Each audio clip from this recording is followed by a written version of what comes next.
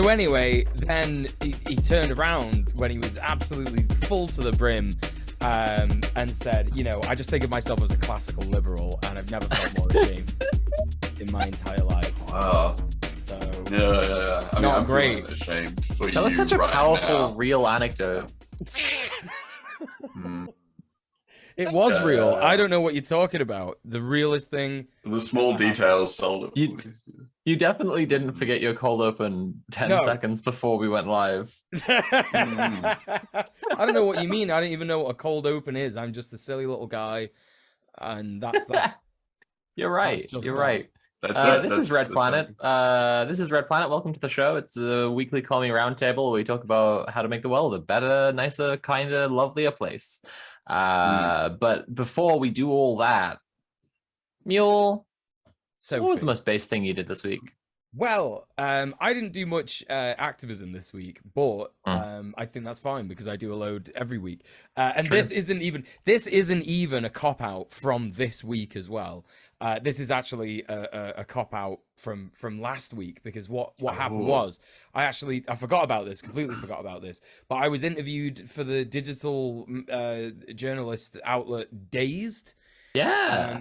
I was interviewed in that article as my capacity as elected member solidarity officer for Greater Manchester Tenants Union, and it was a pretty good article. I read through it. I first skimmed through it, and then I shared it around and stuff, and then people were saying, oh my god, it's really good. So I read all of it entirely, which I probably should have done anyway, but I did, and it was good. It was good. Basically, Eve Upton Clark is the journo who got in touch with us, and I spoke to her and gave her some stuff. I remember when I answered her question, she said, "I'm really disappointed that I can't put all of this in the article."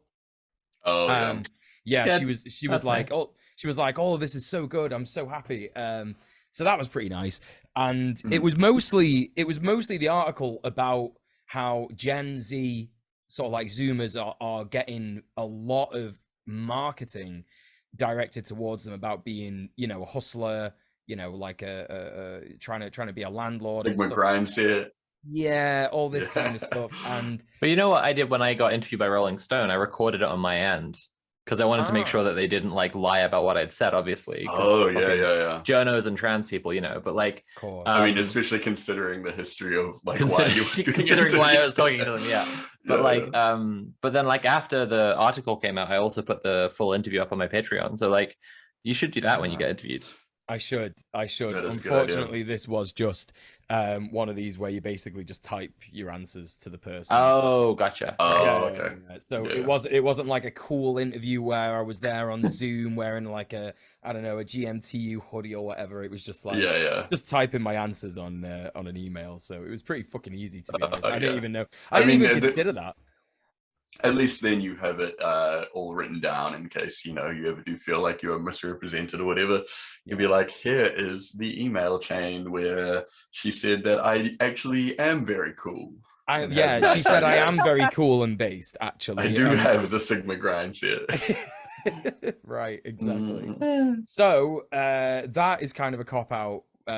What's the most base thing you did this week from me?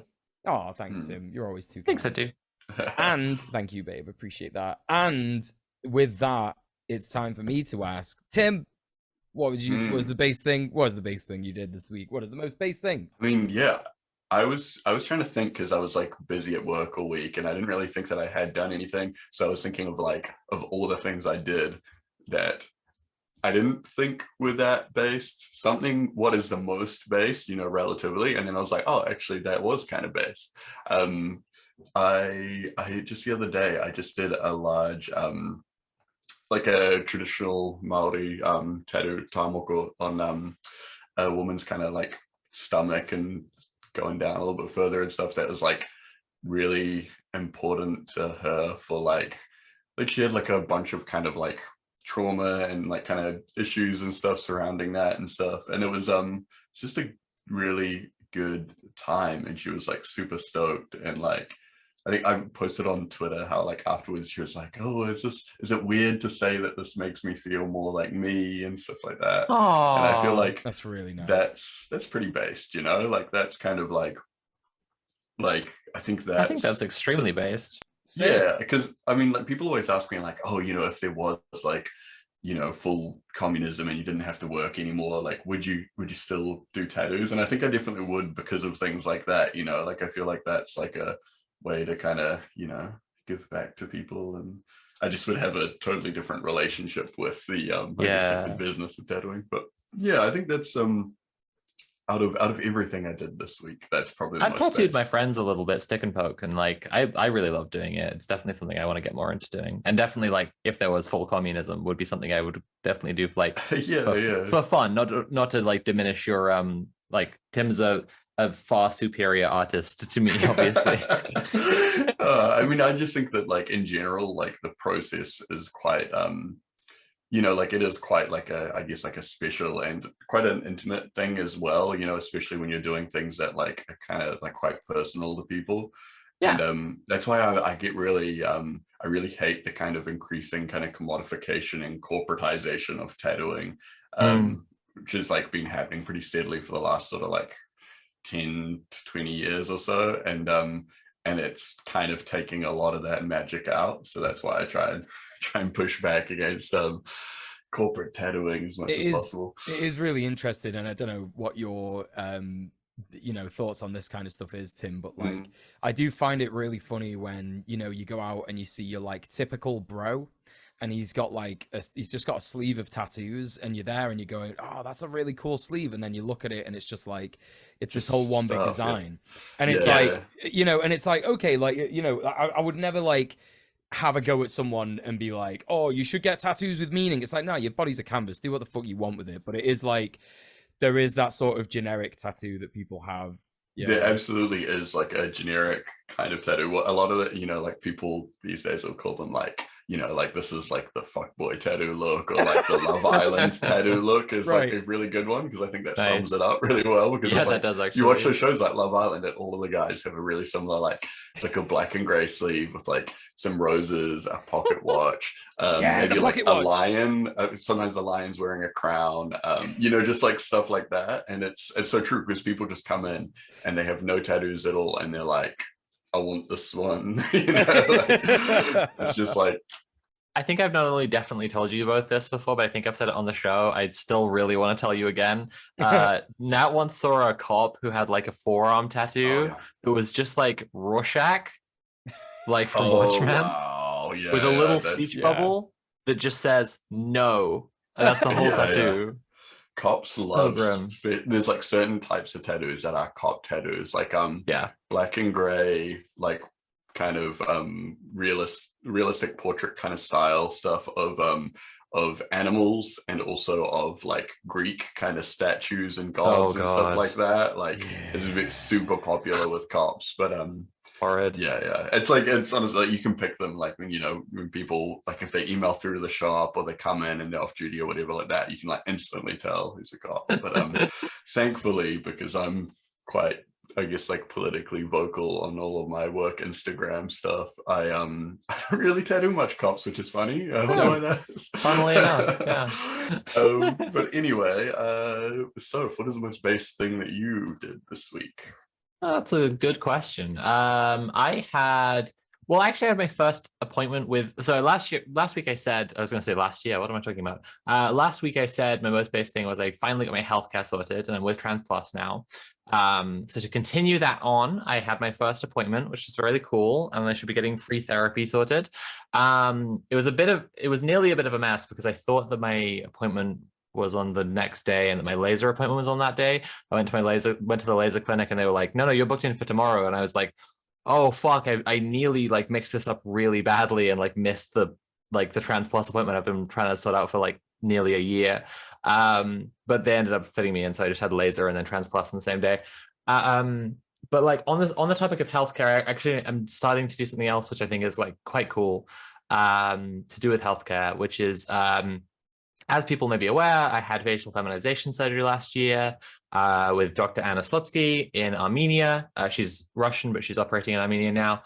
And so like she does fantastic work, and she's a lot cheaper than like all the other options available to dolls. But like it's also a massive hassle because like you have to go to Armenia, and like you really realize how limited the Anglosphere is when you have to travel to a place like Armenia. It's like actually nobody speaks English there whatsoever, and there's no reason why they should. So like it's quite challenging, and you need to get like a new SIM card, and traveling there is expensive and hard, and like places to stay is difficult, and like a lot of people are really conservative, so like being safe as a trans person, blah blah blah blah blah blah blah blah blah. So I'm like in touch with another one of her patients, and hopefully we're going to put together like a little English language guide for people, like so they know what to expect if they have to go to Armenia to get surgery with Anna. So like that's a thing I started doing, and I think that should, I don't know when that will be at any point, but like we just started doing that, and that's hopefully going to help some people out. So cool. That would be awesome. Yeah, that was me. What about the news? Oh, what about it? Good God. Tim, do you want to tell us about everyone's favorite orange boy? We got a little bit of news today. It just reminded me around our elections over here, we have like an election mascot that is just like an orange man, and like people used to just call him orange guy or like the orange or whatever. So whenever but orange man bad. Whenever people refer to like the orange man or whatever, I'm always like, ooh, it's election time. He's just like a weird like 3D animated stick man. I think he's got a face, I can't remember, but he's just like this orange guy, you know. Dude's rough. Anyway, the other orange guy, Trump says he will be arrested Tuesday, calls on supporters to protest. Awesome. Which is just like, well, so at this point it's not super clear what exactly is going on here, because he so then his information he says he has got from media sources, right? But so it hasn't been confirmed by any official, any official sources. His legal team haven't said, they haven't received any information that kind of says he's going to get arrested or anything like that. But he has been very clear on Twitter that he believes he is going to be arrested on Tuesday. So he jumped on Twitter like yesterday and posted the big all caps rants. Just saying like all kinds of wild stuff. Like it was the far and away leading Republican candidate and former president of the United States of America will be arrested on Tuesday of next week. Protest, take our nation back. We just can't allow this anymore. Oh my God. What else was that? They're killing our nation as we sit back and watch. We must save America. Protest, oh my God. Protest. We're doing country. They're doing country back, but make it American. Yeah. They're doing Orange Man's Life Matters. That's what they're doing. There's a couple of interesting things. Like, firstly, there's a dang Cheeto going to jail. Get that out of the way. Secondly, I heard, isn't he's in Florida right now, right? And because I heard some people talking about like basically extradition, like him trying to hide in Florida from the rest of the US and from the federal government. And I found that quite funny as an idea, because whether it's accurate or not, like the idea of a question of whether or not Florida would like extradite Trump is like the governor of Florida is Ron DeSantis, who's his main rival for the Republican nomination. So I'm like, I think they probably would. They fucking would. He would do it in a fucking heartbeat. That's part of what people are looking forward to on Tuesday. People are saying that DeSantis has been using a lot of his power recently to turn the cops into his own police force, as opposed to the government's militarized arm or whatever, like specifically himself. So if the police do have to go down to the little Mar-a-Lago or whatever, things could get extremely funny. But so this is all regarding to the testimony that the grand jury just heard related to his payoff of Stormy Daniels, the sex worker that he was seeing on the down low, and then tried to pay her to keep quiet. But so he was doing it through an intermediary. I can't remember who it was. It was one of his little henchmen. But I think the guy messed up somehow or something. I think he didn't do one payment or something like that. So then she just immediately was like, okay, fuck you then. Or there was some point of conflict where she was like, okay, no, I'm going to actually just open up about this. Trump obviously thinks that it's from the corrupt Manhattan district attorney. You know, obviously. Excellent. Extremely normal mind, normal brain. Yeah. And so Trump's lawyer, Joseph Tacopina, said he hasn't been informed of any possibility of Trump being arrested on Tuesday, but he said it in an interesting way. He didn't say this isn't happening, but he said no one tells us anything, which is very frustrating. So he said President Trump is basing his response on press reports and the fact that this is a political prosecution and the DA leaks things to the press instead of communicating to the lawyers as they should. Trump's brain, like, I don't know, he could easily have just seen someone reporting about the testimony and then scrolled down on Twitter and seen someone else talking about Tuesday, and he immediately started tweeting like, they're going to arrest me on Tuesday. Like, yeah, absolutely. It could be based on absolutely nothing. Yeah, it is funny though, because it's like, yeah, you know, you could actually like the DA does leak information to the press instead of, you know, like communicating to, you know, like actual, you know, like people related to cases. Like they do that all the time, but it's like, okay, now we're supposed to care because it's like the, you know, the Cheeto man. Like fuck them. But yeah, Midlife Marxist in chat just said, but if DeSantis did like extradite Trump or arrest Trump or whatever, he'd lose all his support. And I was just bringing this up because like the thing about DeSantis and Trump is like it's already incredibly split, and everyone who thinks that DeSantis is the guy, right, like already has kind of come to the conclusion that Trump is part of the deep state and is part of the cabal and all of that stuff. Yeah, there's no way. There's no way he is, because what they're referring to when they talk about that is the ruling class. So yeah, he is actually, but I mean, so is DeSantis. But like, I'm just saying he wouldn't lose all his support, right? Because like he could just be like, yeah, he was evil. He was one of the guys. He was one of the demons. I found out he was a lizard. Anything that DeSantis did against Trump, his supporters would already want him. There has been stuff in the whole kind of like Q circle where they've talked a little bit about like, you know, since Trump has obviously, you know, like lost power and all this kind of stuff, and they're saying like, you know, what happened, and it's like, you know, we thought he was our guy or whatever, and then it's like, oh, okay, no, he was compromised, or you know, like things like this. It's like they'll continue to kind of invent new ways to reconcile the events. You know, it's like it's like the classic thing. It's like, oh, the fascist leader promised to do all of these things or whatever. You know, he didn't, he failed. It wasn't because we were wrong or he was like totally misguided or whatever. It's because the deep state compromised him, but now we got a new guy. This new guy though, he's our guy, you know. It's very when prophecy fails. No, absolutely. Yeah. I think there's a lot of crossover with a lot of conspiratorial stuff in the kind of Q sphere with just with straight up like weirdo prophecy shit, you know, like so we'll see how that goes. Like honestly, there's very little to suggest that he will be arrested, but it's funny. So like staunch police abolitionist, except when it's funny is my personal standpoint. So I said this last week, but I mean, it's that all prisons need to be destroyed, but all of the ruling class need to be kept in a little zoo where they do like ironic performances of the bad things they did to the working class. You know? All prisons are destroyed, and then all presidents destroyed too. If he is indicted, Trump will become the first ever president to face criminal charges, which is fucking wild because they are all criminals. So Emil, why don't you tell us update us on what we've been following over in France with the pension reform. Thanks, Tim.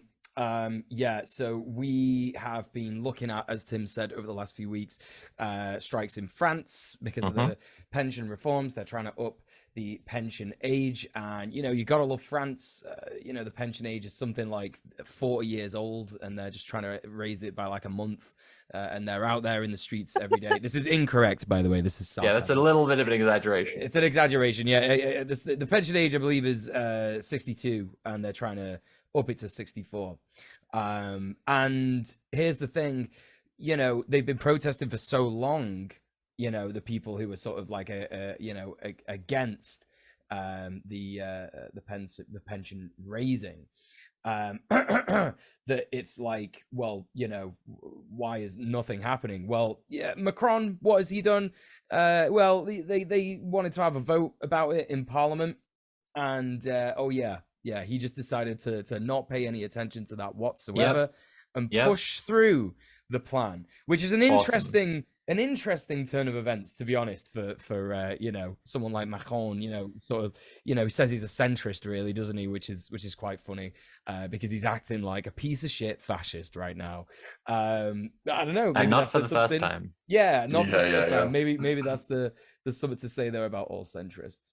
Anyway, so new strikes and protests from some of France's leading unions. They're basically, striking so hard that there's just so many people getting arrested right now. 61 people were arrested on Friday night, I believe. And then they tried to ban protests in the central square where they hold demonstrations in Paris. And I think that as a result of that, everyone just went, no, we're going out to do that, and then 81 people got arrested. Oh wow. Yeah. I mean, just good luck making it so French people can't protest. Like in Britain, fucking easy as hell. The Tories were just like, yeah, it's illegal now, and everyone just carried on. Yeah, everyone watching was just Coronation Street or whatever. Everyone like, oh no, oh that's a shame. Shit. In France, you're like, don't protest in this space, and then like the entire country congregates into that one square. Yeah, just absolutely fucking based, to be honest. But yeah, there's lots and lots of footage, including a very definitely not funny and definitely not Red Planet approved video of a cop getting fly kicked in the back. It's not funny. No, Tim, it's illegal. I love it my to see the opinion. chronicle of history. If these things preserved on film. My personal opinion, which doesn't reflect the opinion of Red Planet or any affiliated entities, is that it is funny, and that that protester is an international hero of the proletariat. Honestly, I just love any video where someone is like pulling off like a flying kick or something. Yeah, because that shit is like that you barely even see that in like professional fighting, you know, like I mean, it's like it makes sense because it's like such a risky maneuver, right? You know, like I guess at a protest you have more open space and you know, all that kind of stuff. But a flying kick should only ever be done to a cop facing the back. I mean, if an opponent is facing away from you, and or also a Nazi that's also a Crystal Palace fan, and you are Eric Cantona in 1992. Very nice. Yeah, because that is also the last time I saw a flying kick distributed to a fascist that was very funny. And there's just something about the way that like he runs on from off screen to do the flying kick. Like it just gives this incredible energy that like he must have been like to the rest of the crowd. He just must have been like, hey, hold my beer, and then like runs like right down the street, like flying kick into the like. Also, I need to say this. Last week I said, right, they passed the law. I was like, look, all these strikes, those are demonstrating worker power.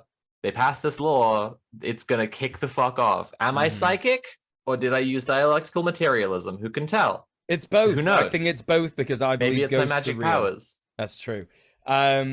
This is really, really good stuff in terms of like, you know, people fighting back against it. I'm proud of the French, as per usual, more proud of the French than I am of my own country.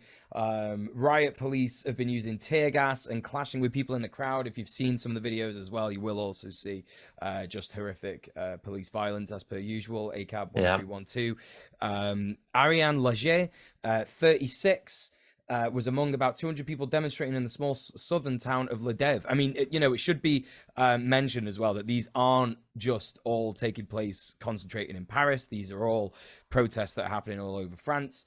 But Ariane says, we're fed up. We feel like we're being trampled on and no one is listening. A broad alliance of France's main unions has said that it will continue to mobilize to try and force a U-turn on the pension changes, and a day of nationwide industrial action is planned for Thursday. I don't actually know if that's Thursday this coming week or it's already been, according to this article here. So I'm not entirely sure. I imagine it's possibly already been. 8 days of nationwide protests since mid-January, and many local industrial actions have so far been largely peaceful, but the unrest over the past 3 days is reminiscent of the Yellow Vest protests, which erupted over high fuel prices and forced Macron into a partial U-turn on carbon tax. So we'll see. We'll see how it goes, won't we? But bringing it to a different continent altogether, Sophie, why don't you tell us about Kelly J. Keane? Yeah, you know what? I will tell you about Kelly J. Keane Minshall, better known as Posey Parker, who has been doing a tour of Australia. And this week she was in Melbourne. So it's one of these things that I've tried to point out about, like, when I was being interviewed for the Penis Woman stuff, like I was trying to point out to people, like, there's a clear class disparity here. Like, the fucking Tory councillor is the one libeling me in the national press. You got Posey Parker has the money to just like fly to Australia to do a bunch of speaking engagements, right? Like, trans people don't have that. We're just struggling to get by. Yeah. Anyway, they always talk about the powerful trans lobby or whatever, right? Yeah, I'd love to have that power. Broke. Yeah, where's my fucking Soros check? We keep saying this. Anyway, but she was in Melbourne this week, and pictures from it have caused quite a stir because a bunch of fucking Nazis showed up to support her. And when I say Nazis, if there are any pearl-clutching liberals watching, worried about the use of the word Nazi and the dilution of its meaning, I'm talking about dudes doing the Nazi salute. Dudes who talked about how much they love being Nazis before on social media. Sophie, I'm terribly surprised at this. I couldn't see this coming a mile off. Yeah, Nazis supporting Kelly J. Keane, who's worked with Tommy Robinson and the England Defence League and the Football Lads Alliance before. It's crazy. So they were carrying a banner that read "Destroy pedo freaks." They shouted slurs at the queer activists. They chanted "White Power" and threw up Nazi salutes. Posey Parker was joined by Catherine Deves, who ran unsuccessfully as a Liberal candidate for Warringah in 2022. I did a stream a little while ago about her. She's very cringe, just very, very deeply cringe. I'm pretty sure she fled her home, claiming that like trans activists had done something, and there was no evidence that she had even made a police report or anything. Like, there was no evidence. Oh, I remember this one. She took her own lie seriously. Yes. Yeah, no, she said she had claimed, I think basically she had just was talking to someone in an interview or whatever, and people because people would be like, what are they actually doing though? You're always talking about all these scary trans people, and she's like, oh well, they'll come into my home or something like that. And then they were like, really? Did that happen? And she's like, oh shit, I guess, just immediately panicking. But she was in Oh well, when she fled, she just went to her beach house. Exactly. Speaking again of how these are all middle class dipshit liberals who've been radicalized into fascists. The terrifying trans lobby has no power at all, and then she is just I had to flee to another house I already owned. Yeah, and she was in the news. I remember quite a bit when she was kind of a little bit more relevant, I guess. Doing the whole woman in sports kind of thing as well and stuff. So a lot of people were trying to pretend she is just some neutral party that was just there to to let women speak or whatever. It's no, it's very clear agenda here. It's imagining this scenario where she's fled her home to be some kind of Alan Partridge-esque skit where she's done too much cocaine and she's having a bit of a worry, and then she freaks out and just starts tweeting. It's just some kind of extremely privileged brainwormed. She also I mean, bringing her on trying to pretend she's neutral is wild as well, because she just calls trans women men. So within I've seen this kind of setting, like you're saying, where they try and bring her on and pretend she's neutral, and it's within exactly 30 seconds she exposes herself as a far right freak. She might as well just have the swastika tattoo on her forehead.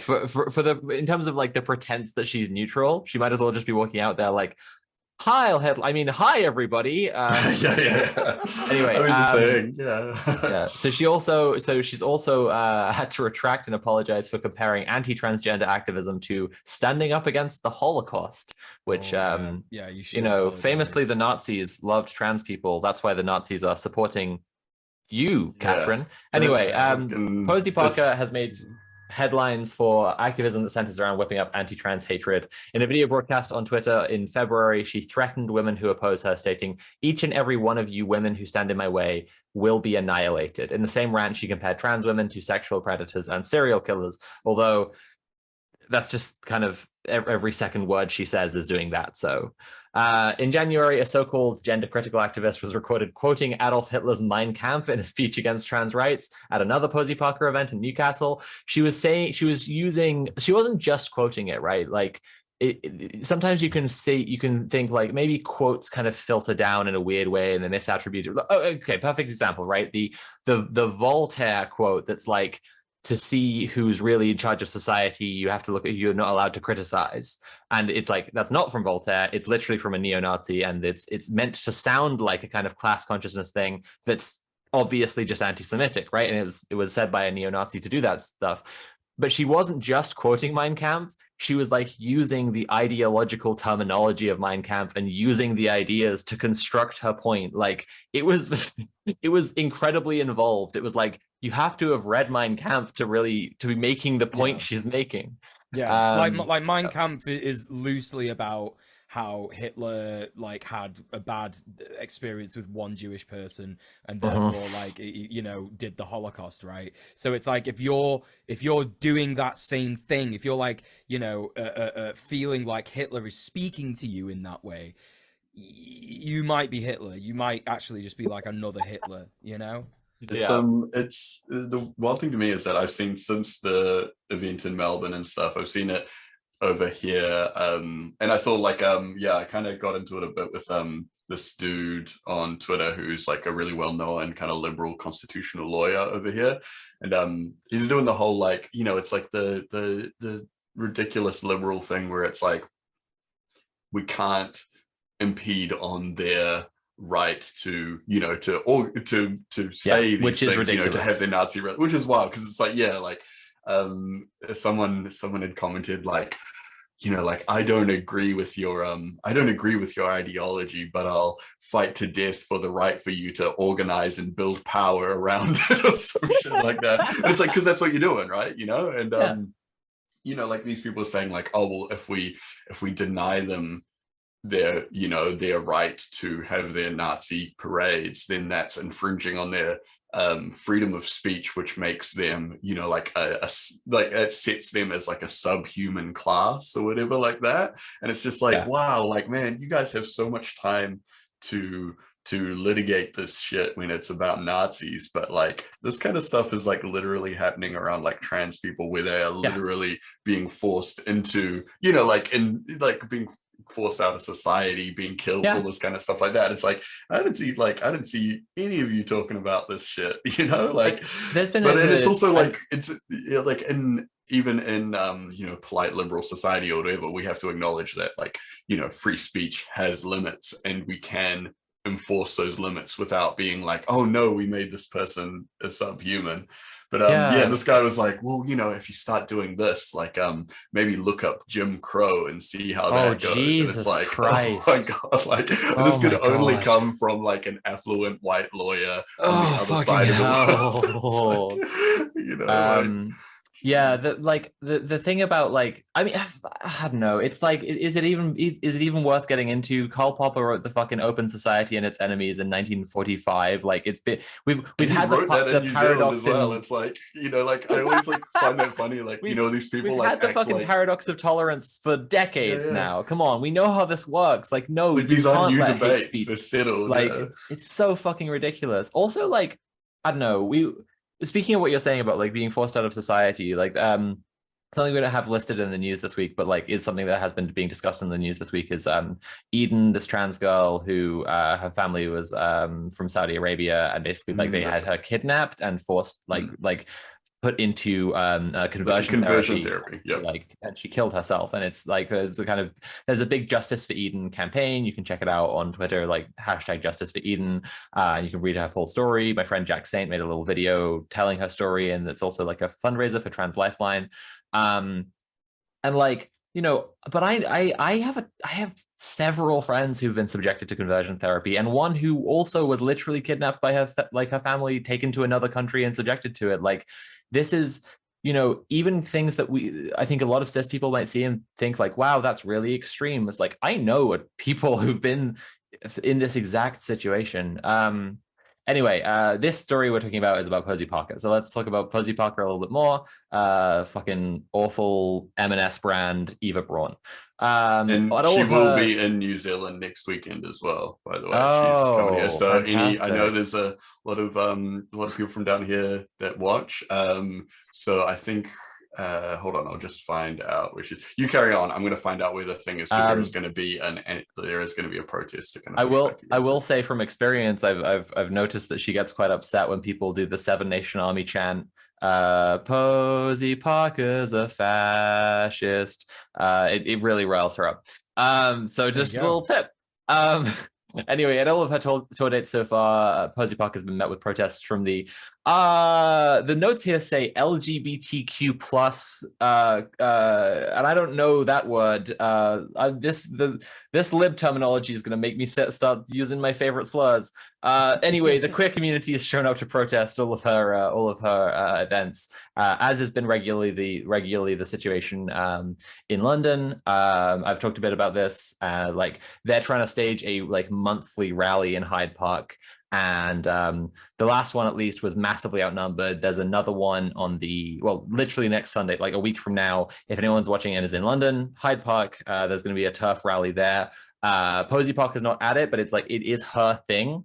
And here's a thing, like, as well as what Tim's saying about New Zealand, so we should stay tuned for that in a second. But like, with Posey Parker not there, I do reckon the turfs are going to be really fucking demoralized at this one next week in London. So I think it's especially important to show up to this one, because if we massively outnumber them, a ton of them are not going to show up to the next one, because they're just going to feel like shit. They're going to go home and cry and get divorced. And their wives are going to get remarried to a trans woman and start calling her their other mom, and they're going to forget they ever had a dad. And then Graham Linehan's going to, or my hypothetical imaginary guy and not a specific guy, is going to be really sad. Okay, yeah. She's going to be in New Zealand this weekend. So Auckland on Saturday and Wellington on Sunday. And as Middle Earth Marxist has just pointed out, in Wellington it's the Civic Square on Sunday around midday during Cuba Duper.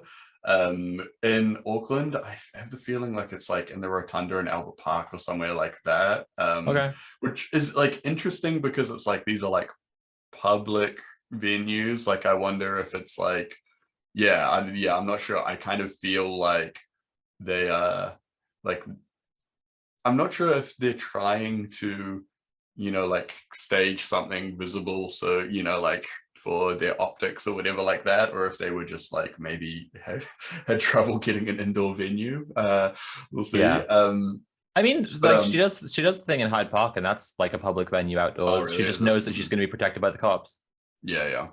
I wouldn't be surprised if it was a similar kind of thing. But so a bunch of people have already started organizing kind of like counter protests and stuff. And a lot of our, like, I would say relatively mainstream politicians, like Green Party MPs and stuff, have already spoken out about it. A lot of the media coverage has been pretty good at framing them as, like, these people are distinctively, like anti-trans. Like, there was like, even Radio NZ put up a thing in the headline calling them a anti-trans conspiracy group, which I think is good. And there have been go on, sorry.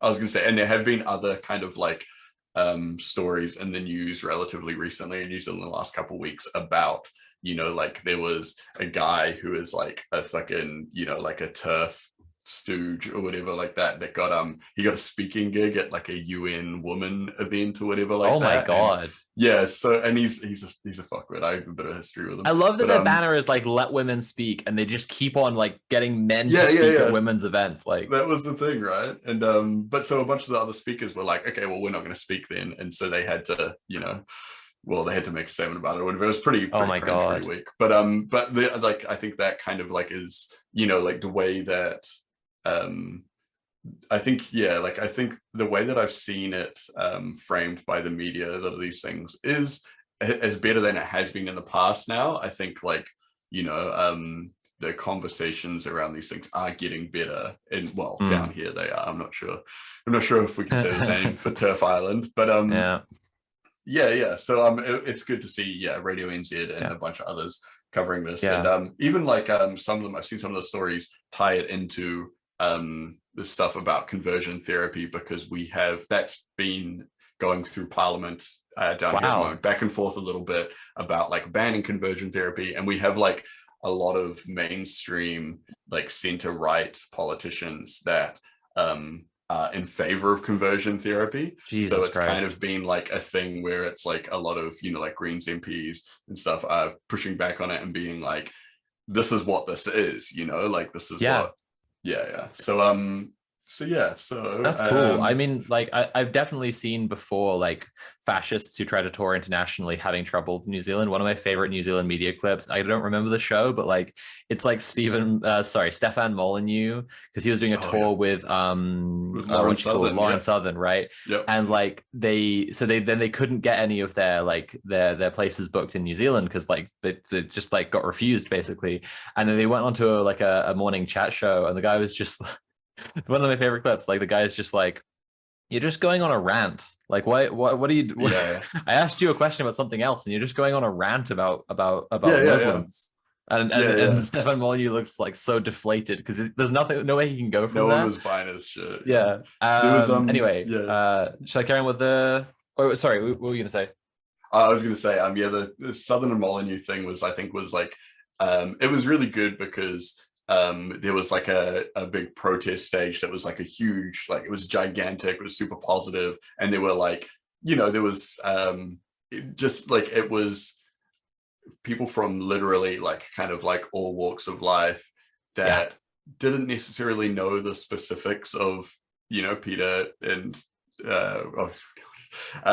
Lauren Southern and stuff, like didn't know what they were doing and stuff, but like were happy to stand in like solidarity or whatever. And then obviously people found out a little bit later because they were quite niche figures, and then this kind of thing blew up. But it was funny though, because they kind of were like, they were framing it as this gigantic conspiracy against them. Like when they got interviewed on the news, they were like, oh yeah, we had this venue lined up, and then like something happened, like this guy just flipped on us. He just had like like someone had got to him, and people with like power and all this kind of stuff. But the true story is that guy is my friend's dad, and he runs the venue, the power station where they were booked, and she's switched onto it. She's a part of my kind of social circle, like that. She saw that the venue had booked it. They'd booked it under a different name, like they have like a name that they book things under. And they just said that it was like a philosophy event.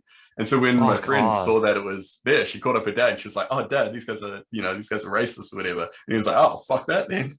And just called him up and was like, nah, we know who you are, fuck off. So it's like no greater conspiracy or whatever. It's just like normal people being like, actually we don't want your shit here, And they knew that, right? Otherwise they wouldn't have booked it under a fake name and like lied about what they were doing. Right, back on rest of this Posey Parker stuff. On Saturday, Parker's private security were accused of manhandling a woman protesting the event, with a video shared on Twitter showing her being held by the throat after she grabbed the mic. Posey Parker actually tweeted this out, saying, like, comparing her private security to Agent Smith, which is like, I mean, there's layers to that shit, but like, No, I actually won't go into dissecting them, but like, holy shit. The one I will point out, I've said this just before, right, is their banner says, let women speak. There's literally a woman trying to speak into the microphone and a much bigger dude coming in front, like grabbing her by the throat. It's like, yeah, okay, cool, let women speak. Normal.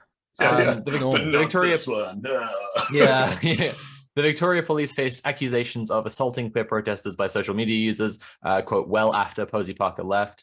Yeah, I mean, it looks like it's been atrocious. Also, like as I said before, there were the neo-Nazis there. One of them is literally what's he called? He's called Nathan Bull, right? And he's the son of a Victoria police officer. So like he's fully confident he's not going to face any repercussions for being an open Nazi. Like, and very openly Nazi as well. Oh, like yeah. He was one of the few people just not wearing a mask. Exactly, yeah. There were, I think, 2 guys in the lineup who just didn't wear masks at all. The Victoria... Oh, I already that was... Yeah, a Victoria police spokesperson told Star Observer that 3 people were arrested. A 22-year-old Point Cook man was arrested for allegedly putting a female officer in a headlock and taking her to the ground. Nah, I'm just going to say, what the fuck are you talking about? Putting an officer in a headlock? No one's that cool. No, I misspoke. I meant to say a different thing. A 23-year-old Thornbury woman was also arrested for allegedly slapping a police officer on the neck. Basically, both are expected to be charged with numerous offenses, including assaulting police. Fuck off. This is... Slapping on the neck is kind of funny as well. Just like, oh. What's really funny about cops is that they will say, oh, cops should really be a bit harder than that. Do you know what I mean? Like, you know, if you were to like say like, oh, so like you're not that good at defending yourself, they'd say, no, we're really, really good at that. But then as soon as you get like a little slap on the neck, a little slap on the neck. Yeah, it's like when your job is to go in there and beat people up. Like you've come to this Nazi rally to beat up normal working class people, and you can't take a little slap on the neck. It's like as soon as they realize that they can just like arrest people for like touching them in any way, they've just become such pussies. It's like also like it's just also like the insane gaslighting of cops. Like they really are bastards. The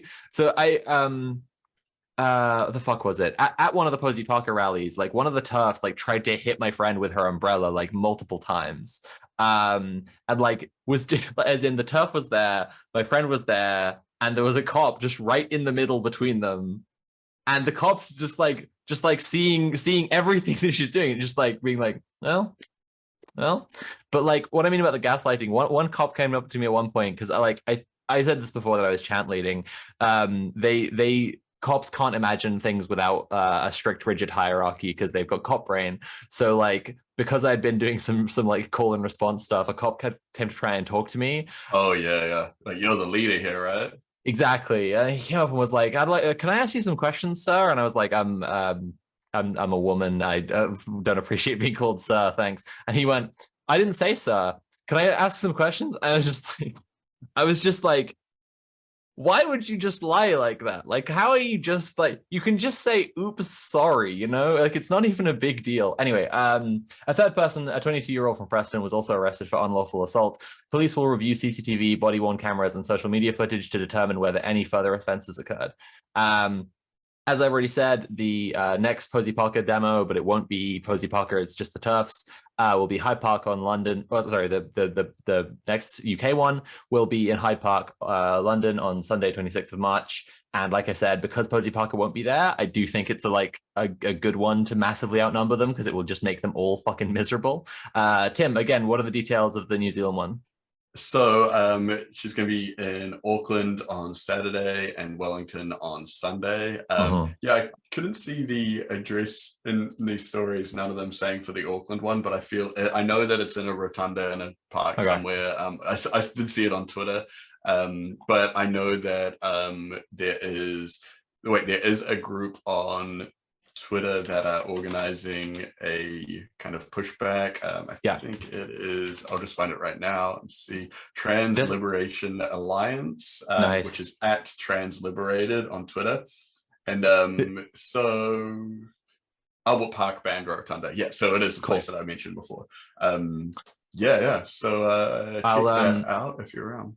I'll also say, I mean, this depends on like other people who are organizing and what you're planning to do, but like when they do this shit, from experience with the Hyde Park thing, they're just a bunch of like content grifters. Like they're all just turf grifters who are all bringing their cameras and just interviewing each other in a circle. It's really sad.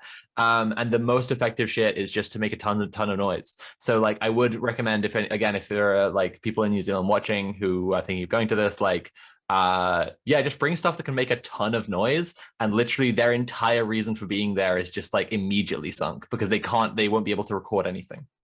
Yeah, that's absolutely what they Trans-Liberation Alliance have said in their little statement as well. They say bring umbrella signs, banners, and the loudest, most obnoxious noisemakers you can get your hands on. So so that's cool. That's 11 a.m. this Saturday, and then Wellington on Sunday. Sweet. So hopefully that can send them back home with their tails between their legs. Tim, do you want to tell us about Bandcamp? Yeah, sweet. So the Bandcamp workers have formed a union, which is interesting because Bandcamp has always kind of pushed itself in its branding as like, there's like a bunch of other kind of similar services and other streaming services, music purchase kind of services, whatever. Bandcamp has always kind of pushed themselves as like the fair and ethical one, trying to kind of like, I guess, like kind of put that as their point of difference, that they're great for the people that put their music on there. And they have like a bunch of things that, like, some people reckon that they are better, other people prefer other different services, whatever, but that's kind of the way that they describe themselves as the kind of ethical option. But not all of their staff feel that way, especially after last year, the entire company, the platform, got bought by Epic Games, which is the big multi-billion company that, makes Fortnite, all the Unreal Engine stuff, all that kind of stuff. Bandcamp United is the name of the union. They got a supermajority of workers in favor. I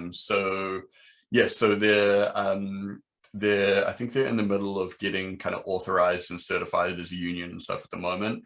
But they're being supported by the Office and Professional Employers International Union and their Tech Workers Union Local 1010 division. So this is like a big thing, whatever, and which are the same people that supported like the Kickstarter union and a bunch of others. So this union is engineers, writers, project managers, all the support staff, and designers from behind the scenes that keep the service running. It's not just it's like just the operation, upkeep, and logistics of the service is like a whole side of the business. It's not just like you put the music on the website and then the people click play and they listen to the music and everyone's happy. There's like, these are the people that make that all happen. So they're hoping to kind of address a bunch of stuff that, like, long-term issues that they say have gotten worse under ownership by Epic. And it is really good because their statement, I think, is very it's focused on making things better for everyone, but also making it more equal. Cool. So like I've seen before people try and unionize and stuff like that, or just be specific departments or whatever, but they've really tried to be like, no, this is like, like this is for everyone. There are a lot, they said it in the statement, there's a lot of like marginalized people on the team in the lower rungs, and they're like, we want pay equality across the entire business, not just, like even the people that are doing like the lower end of the jobs or whatever, they all deserve to be getting paid well as well. Hell yeah. So what they said, one of their primary goals is to create a more equitable and economically stable status quo. My top priority is the wage disparity across our department, says Ramirez Arao. So he's the spokesperson for the union.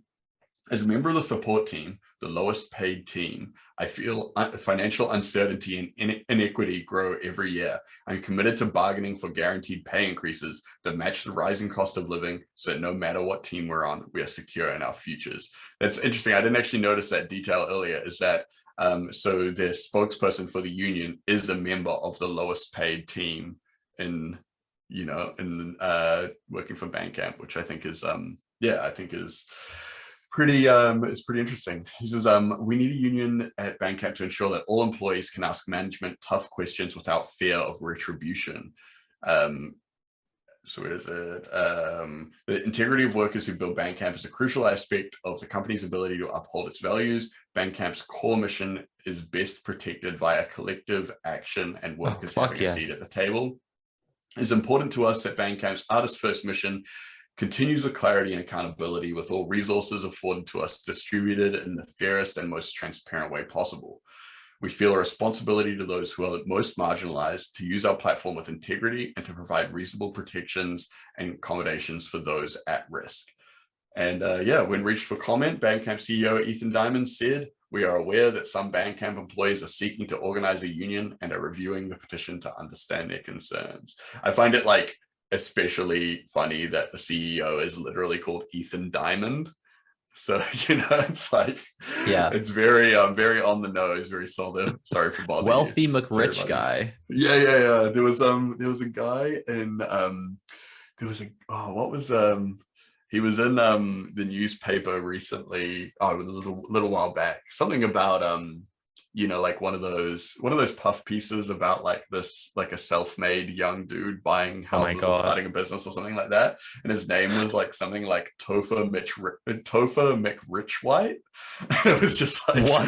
That is the best like rich white person name ever. The combo of Topher McRichwhite is like, holy shit. It was something like that anyway, but fucking brilliant.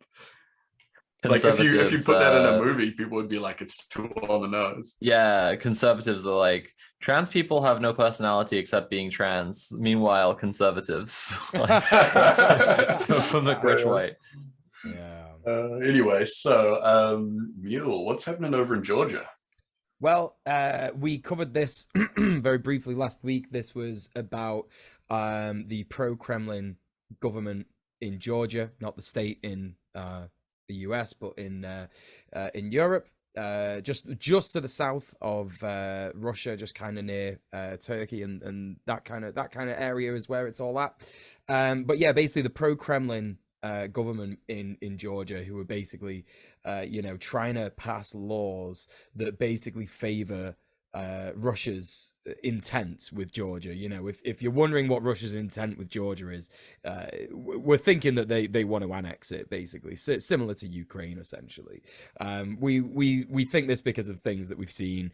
For example, the Crimea branch of Russia's government basically tweeting a threat of annexation, basically, at Georgia over this literally a week ago. But yeah, the government there have basically been trying to pass a law that basically would mean that NGOs and media will be targeted if they take over 20% of funding from abroad. And of course, the kind of organizations that, would be beneficial to the Georgian people, Georgian working class people, queer Georgian people, etc., would obviously, that they're controlled quite heavily in Georgia. So, this would be the majority of charities in Georgia and stuff.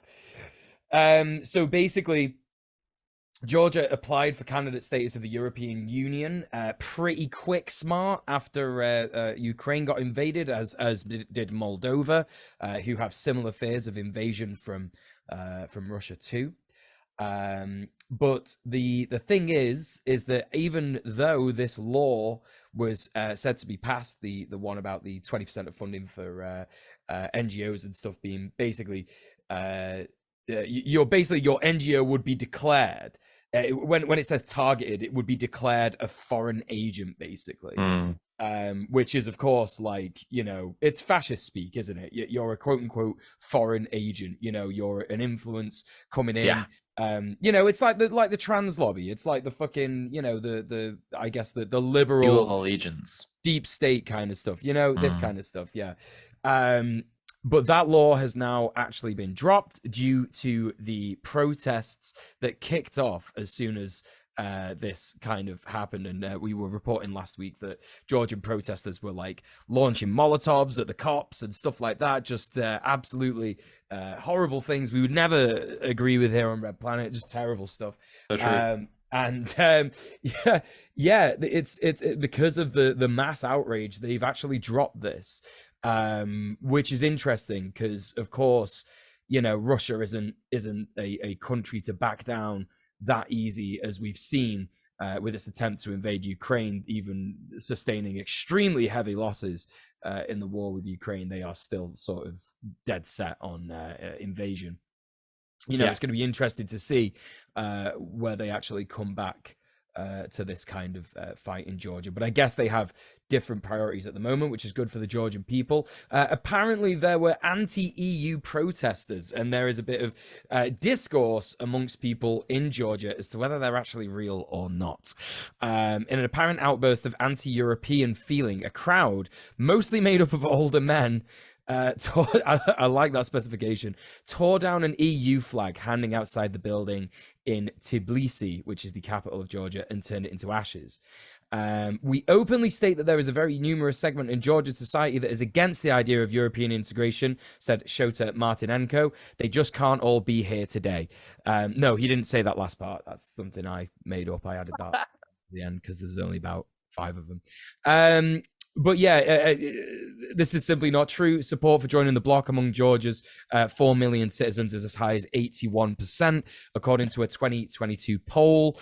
You know, this is just another kind of, you know, there were these kinds of things going on in Ukraine around the invasion where they were saying like, oh, there's loads of Ukrainians who want to be part of Russia. And it's like, no, they don't. Like, what are you talking about? This is so absurd. Like, you know, just no truth to that whatsoever. So yeah, it is incredibly interesting. This has been called by Euronews an unruly demo, reportedly unimpeded by the scant police presence.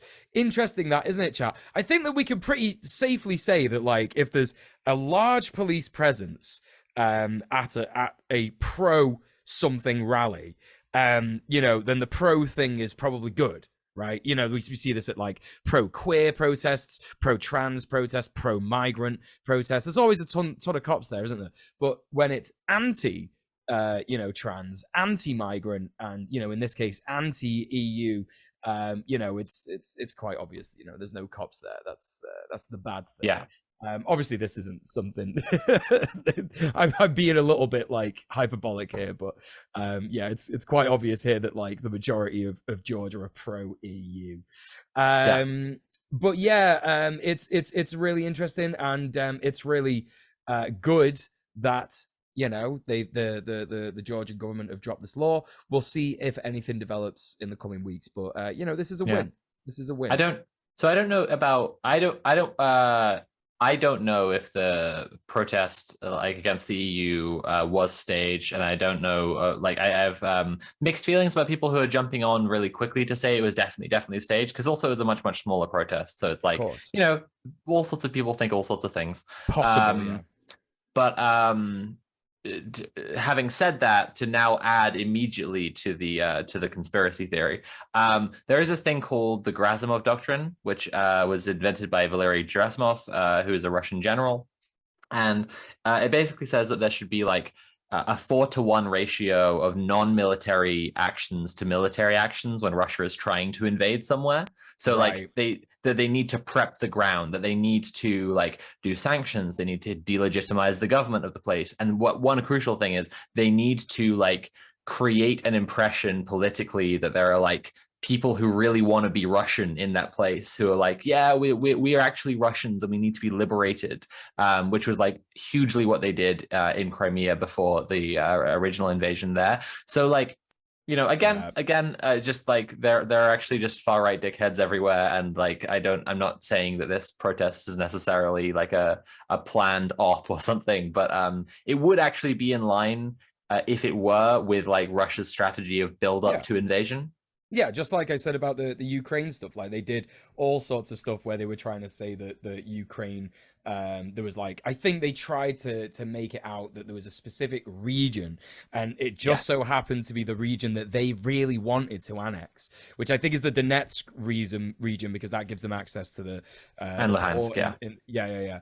And yeah, I think they were saying that like in that region there was an overwhelming amount of Russian support, and it's like, okay, couple of things. If you've been in that region covertly doing, subterfuge for the state to try and amass a support of Russia, then yes, possibly you might have, managed to convince a bunch of people in Ukraine that they were better under the Russian government than they are under the Ukrainian government. And also, you probably can just lie about that if you want as well.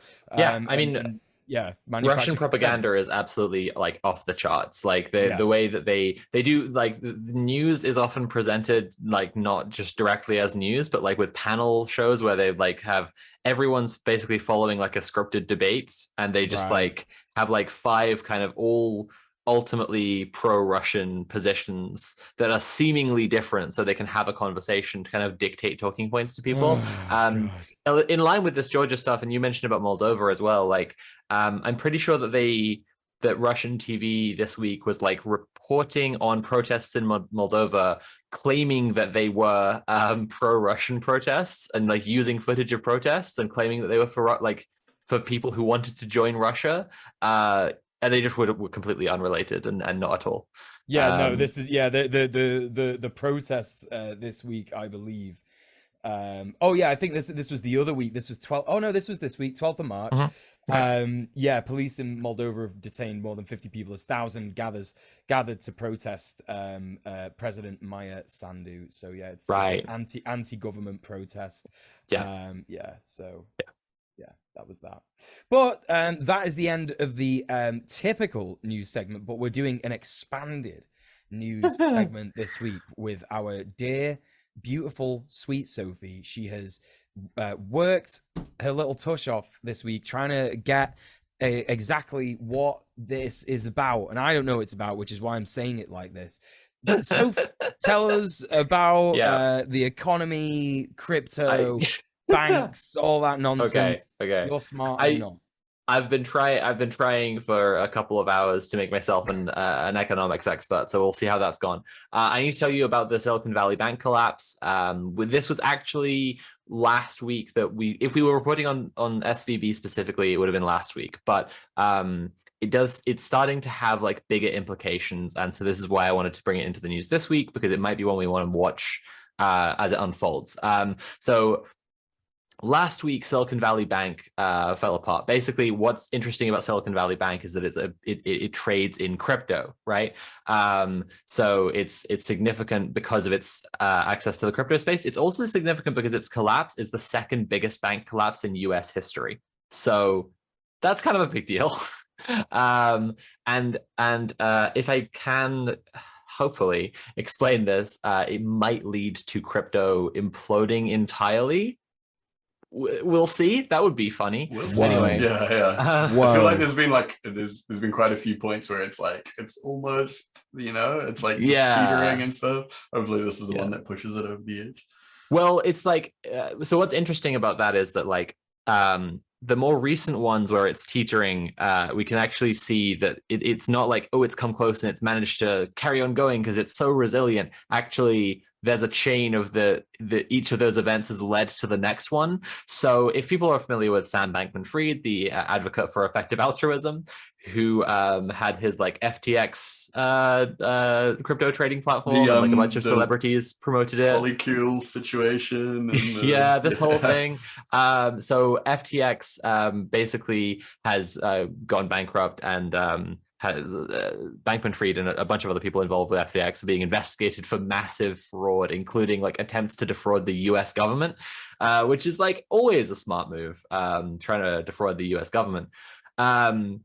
So like that's one of the more recent examples of where people are like, oh shit, what's going to happen to crypto? And like this is actually kind of a consequence of that. So it's really the same snowball gathering steam, getting bigger, might turn into an avalanche. We'll see. But specifically Silicon Valley Bank, let's talk about that for a second. So in 2018, Trump, favorite guy, there's a dang Cheeto in the White House and so on and so on, rolled back protections from Dodd-Frank. So Dodd-Frank were protections that were put in after the 2008 financial crisis to make it so that the 2008 financial crisis would be less likely to happen.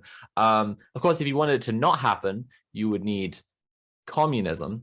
But they decided to use some liberal capitalist laws instead. And specifically, that one of the parts of the protections in the Dodd-Frank bill were to make sure that all banks had certain credit assurances, like they have to prove they're stable enough to keep operating, right? Seems kind of legit.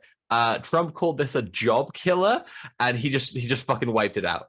Something quite funny is that the CEO of Silicon Valley Bank testified to, I think, the Senate or Congress when they were doing this rollback, and testified that it would really help mid-sized banks like his one if they removed this protection. Mid-sized banks, yeah. Small mom and pop banks. Yeah, exactly. It's like a $200 billion bank as well. It's like, oh, mid-sized.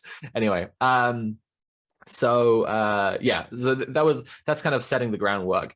For the last year, Silicon Valley Bank has not had a risk officer. So banks are supposed to have a CRO, a chief risk officer, who looks for exactly this kind of thing to stop, like, down the line, are we going to wind up fucking collapsing? Because, like, the entire financial industry is speculative value, right? It's all like, if people feel confident about it, it has more value. That's the whole entire game. So, like, you need to think like 20 steps ahead. You need to have someone whose whole job it is to make sure you don't take any risks that will make it look like you might go insolvent, because if that happens, everyone will pull their money and you will go insolvent, right? So they actually haven't had a risk officer for the last year. It turns out that back in April 2022, their risk officer just like kind of stopped doing the job, just wasn't doing it anymore, which, like, in many ways based, I support that. I support quiet quitting. But she properly, like, left the bank in October, and they haven't actually replaced her since. So anyway, then enter Sam Bankman-Fried, right? And the whole FTX fraud thing. It seems that Silicon Valley Bank had some money wrapped up with them, and vice versa. Like the Alameda Research, which is Sam Bankman-Fried's research company into how to do effective altruism, which is like, that's just idiotic on the face of it. Like, you don't need to research that. What the fuck are you talking about? They had like money invested at Silicon Valley Bank.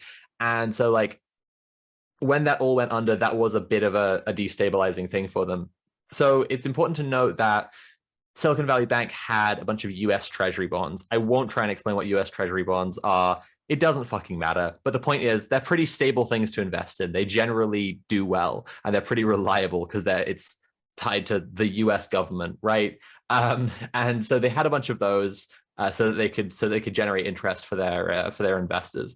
And, like, the thing about interest rates, right, is that, like, when interest rates are going up or down, you want, like, you want for your bank to do so competitively. Like, if interest rates are going up and, like, every other bank is offering that they can give more interest to people whose money is with them, like, you want to be able to do that too.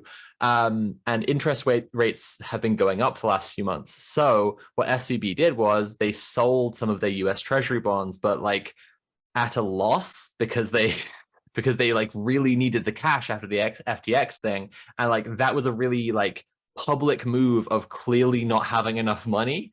And so that triggered a bank run. Everyone was like, oh, fuck, I need my money right now. So everyone pulled their money out, and SVB collapsed. So Signature Bank, which is also a massive, like, crypto trading bank, has also collapsed. This making it the third largest collapse in US history. So, like, we've had the second and third largest bank collapses in US history in the last 2 weeks. That might be significant. We'll see. This is what I mean. Like, I'm saying, this is a story that might come back in the news in the next few weeks, right? Yeah. Yeah. So the second and third largest collapses. So Signature Bank is the other one. There's a third one which it was much smaller, so it doesn't rank on the same scale, which was called Silvergate, which the bank itself, the entire bank hasn't gone under, but their crypto bank specifically did collapse recently too, and that was to do with FTX as well. But Signature Bank had crypto holdings as well as normal money, and they were put under the control of the Federal Deposit Insurance Corporation by the New York Department of Financial Services. So the FDIC, or Federal Department, what the fuck is this called? Federal Deposit Insurance Corporation. Basically what they do is insure deposits, right? Like if you have your money in a bank and then the bank goes under, there is some amount of federal insurance to just make sure you get your money back. And they're the ones who do it, but they have a limit. Like they're not just going to give you absolutely everything. If you've got $10 trillion in there, they don't necessarily have that. So they have a limit for how much money they can insure. And 90% of the deposits in Signature Bank were way over the FDIC limit. So to begin with, just really unsound. Normally a limit on a bank, for example, when I used to work at the Royal Bank of Scotland, the limit on that you were protected and insured for was £28,000. Yeah. So imagine if you have £1 million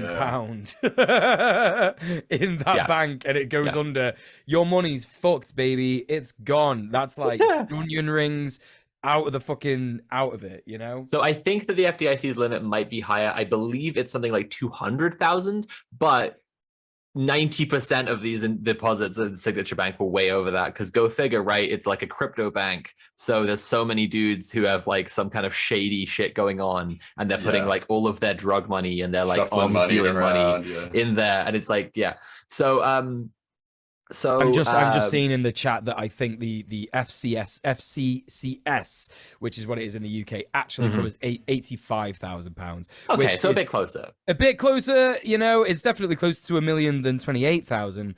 Sure, but it's but it's not $1 million though. No, it's not. Is it? Yeah, no, it's not. So the manager of Signature Bank is Barney Frank. Now Frank might be ringing some bells from me just saying a second ago about Dodd-Frank, those protections that they did after the 2008 financial crash. That's because Barney Frank wrote that fucking bill. He should be smarter than this. Signature Bank manager Barney Frank claimed that the bank was entirely financially sound and doesn't understand why the FDC put them under management. He's like the banana suit, I'm just trying to figure out who did this.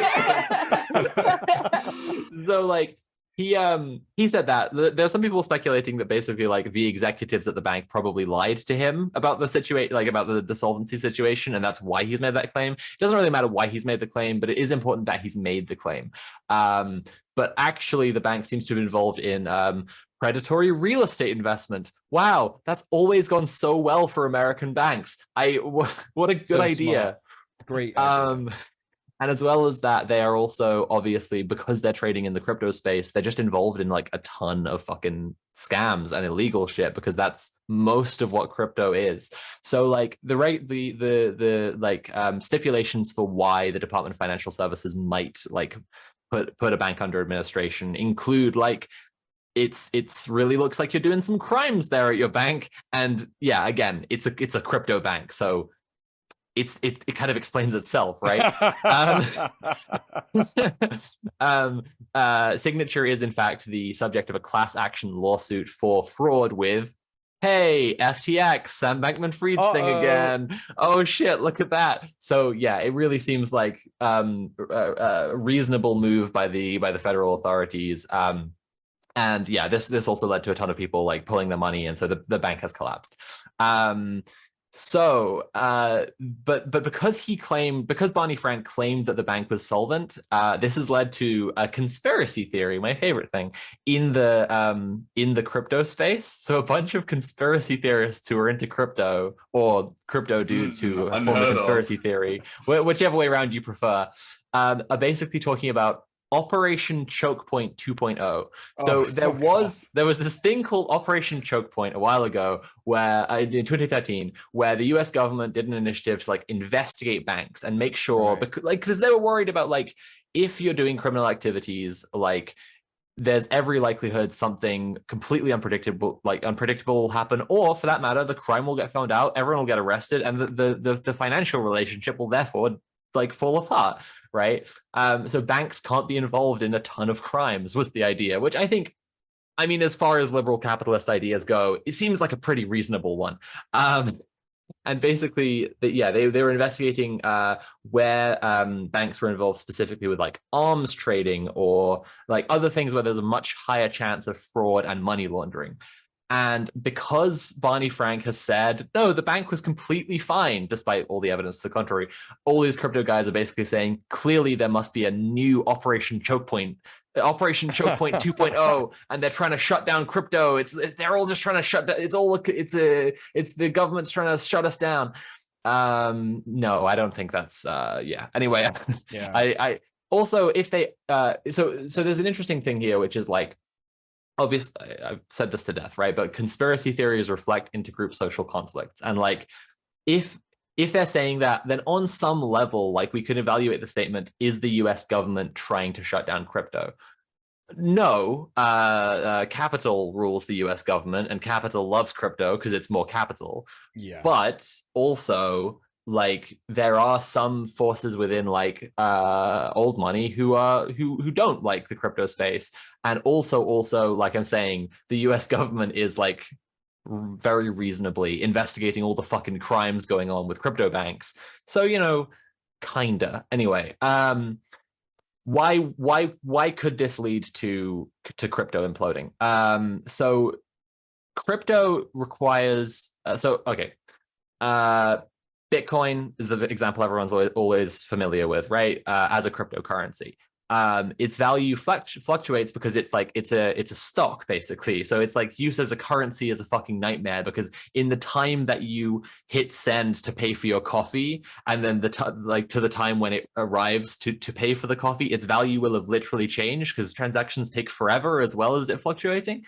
But in terms of like moving your money in and out of the crypto space, then you need stuff that is more stable than that, hence stable coins. So stable coins are a thing, like are basically like their value is tied to some kind of real world thing. A good example of this would be US dollar coin, which is basically each coin is worth $1. Wow. Okay. That just completely like from the moment someone told me about crypto, they were like, "Yeah, we don't want that." And now they're doing that. It is directly against the original vision of crypto, but it is also necessary to make the economics of crypto work in any way. Yeah. So US dollar coin is interesting. It doesn't, like, obviously the US government has, a treasury, it has a bank account, essentially. It has an amount of money that it has, and it has financial relationships. It doesn't, at the same time, a state can absolutely just print more money, but also they have, an amount of money that they have. But the US dollar coin isn't a federal scheme in any way. It's not actually related to the US government. It's just value is the same as a dollar. So it also has a bank account. It has a fund, right? Like it operates a lot like these banks I've just been describing, where they have an amount of like money deposited that they need to, not shrink. Otherwise they'll be in trouble. And in 3 days this week, traders pulled $3 billion out of US dollar coin. Wow. In 3 days. Wow. That is absolutely catastrophic. Wow. As well as 3 of the real world banks that are the primary avenues to get money from the real world into crypto disappearing. Also the stable coin, so like their kind of counterpart in the crypto world, could be about to go under. There's a lot of speculation about whether they're solvent now. Like that's like 10% of their value just disappeared, and like a bunch of their like big investors, their whales, to use the language, the lingo, right, have been like pulling their money as well because they're worried about it, which it seems pretty reasonable. But like it basically, it really could be about to trigger a bank run, because people will be eyeing this up and they'll be like, I need to get my money out of crypto, and the number of avenues to get my money out of crypto are disappearing like by the day. So yeah, it's entirely possible that will disappear.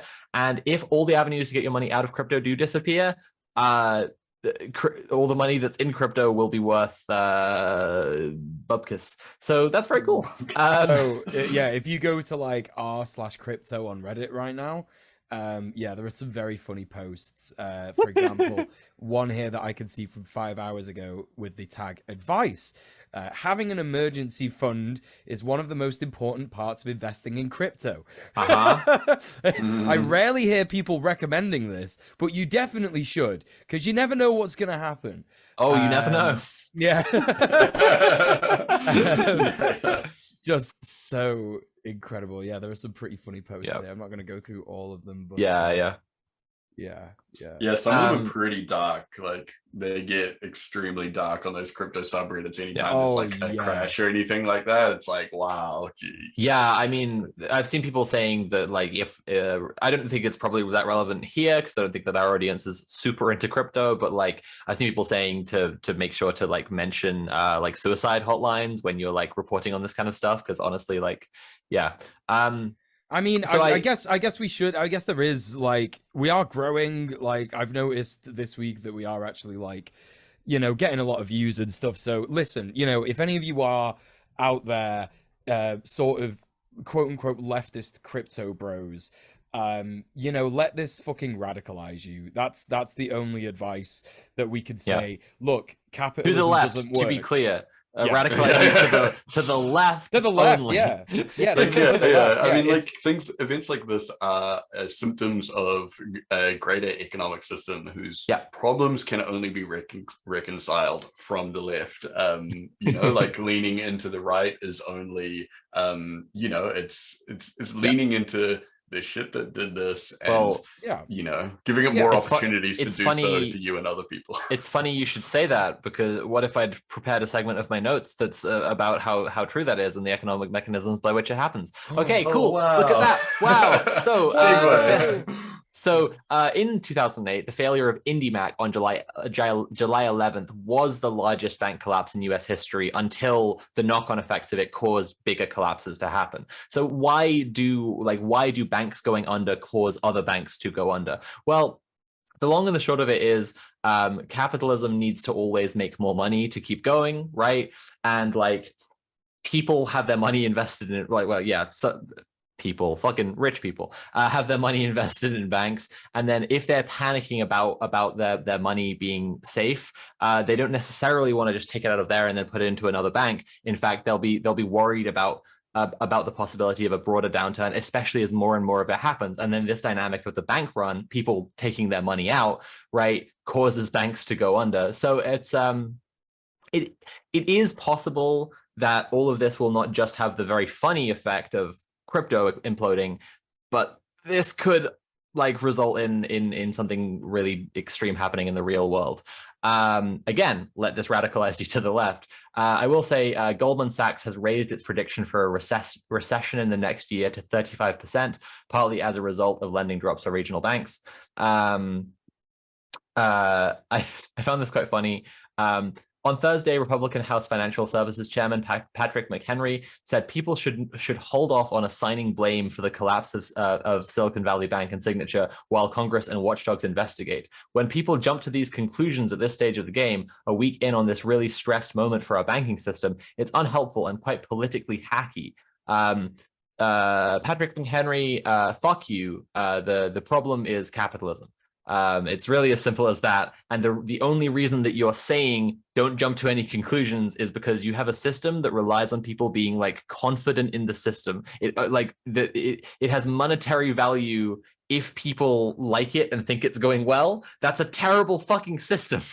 Anyway, so that's one to keep an eye on. We'll see. It could be nothing next week. It could be It could be, US dollar coin, mints a bunch more coins, or like gets more investment from whales, or and it could be that the like that some of these banks also get bailouts. It could be nothing next week. It could also be the start of a chain reaction, and we'll see, basically.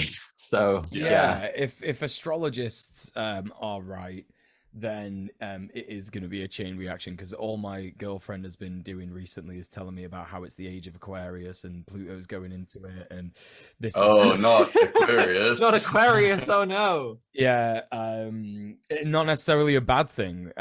She said that the last time that this happened, it was the she's gonna kill me if I get this wrong. It was the 2008 financial crisis. Oh shit. Yeah, so interesting. That's that basically. But we do live in a system. We do have this fucking global economy that relies on boom and bust is just like a normal part of it. Only the government, which again is ruled by capital, will never choose the sensible option and bail out the working class. They will always bail out the richest. So yeah, if this does have really far-reaching knock-on effects, it's going to hurt a lot of people, and it's also going to be a big moment for people to look to the left. Yeah. I think it's good potentially that if that does happen at this moment in time specifically, there is a lot of union action going on, especially in the UK. The US not so much, but definitely other parts of the world. There's tons of union stuff going on in the US. Yeah, I guess there is. I guess it just seems to me that I will say this: the far right will be like massively kneecapped by any crypto implosion. Like a ton of the biggest like financial assets that like the far right have are in crypto. Doesn't like Alex Jones have like a bunch of money in crypto or something? Every time that Alex Jones gets like bailed out from his legal penalties for the Sandy Hook case, it's literally his viewers sending him like $1 million in crypto. So like this is libertarians, right? It's like, fucking libertarians. They love that shit. It's so that's all of the news. Tim, you are our resident dual power expert. I've just nominated you that because you have a video about dual power. Why don't you tell us what dual power is? Oh shit. Okay. Cool. So what is dual power? What's a good way to briefly sum it up before we get into things? It means there's the concept, like the political concept that we use these days, and then there is the kind of a reference to a specific time during Russian history and stuff. Duovostvoy. Yeah. It's so I would say it's probably, we'll get to the history stuff later. The concept as it is basically so dual, as in, DUAL, so two powers competing or like existing together. So if we think of the first power being the existing power structures, so we could say like capitalist hegemony or the settler state or whatever, and then so this is the oppressive state that exists as it is, and then so this other power that we want to be the dual power, the competing power, is kind of like the revolutionary kind of like liberation power. So this is kind of like like the burgeoning communist kind of or whatever, anarchist, the proletariat.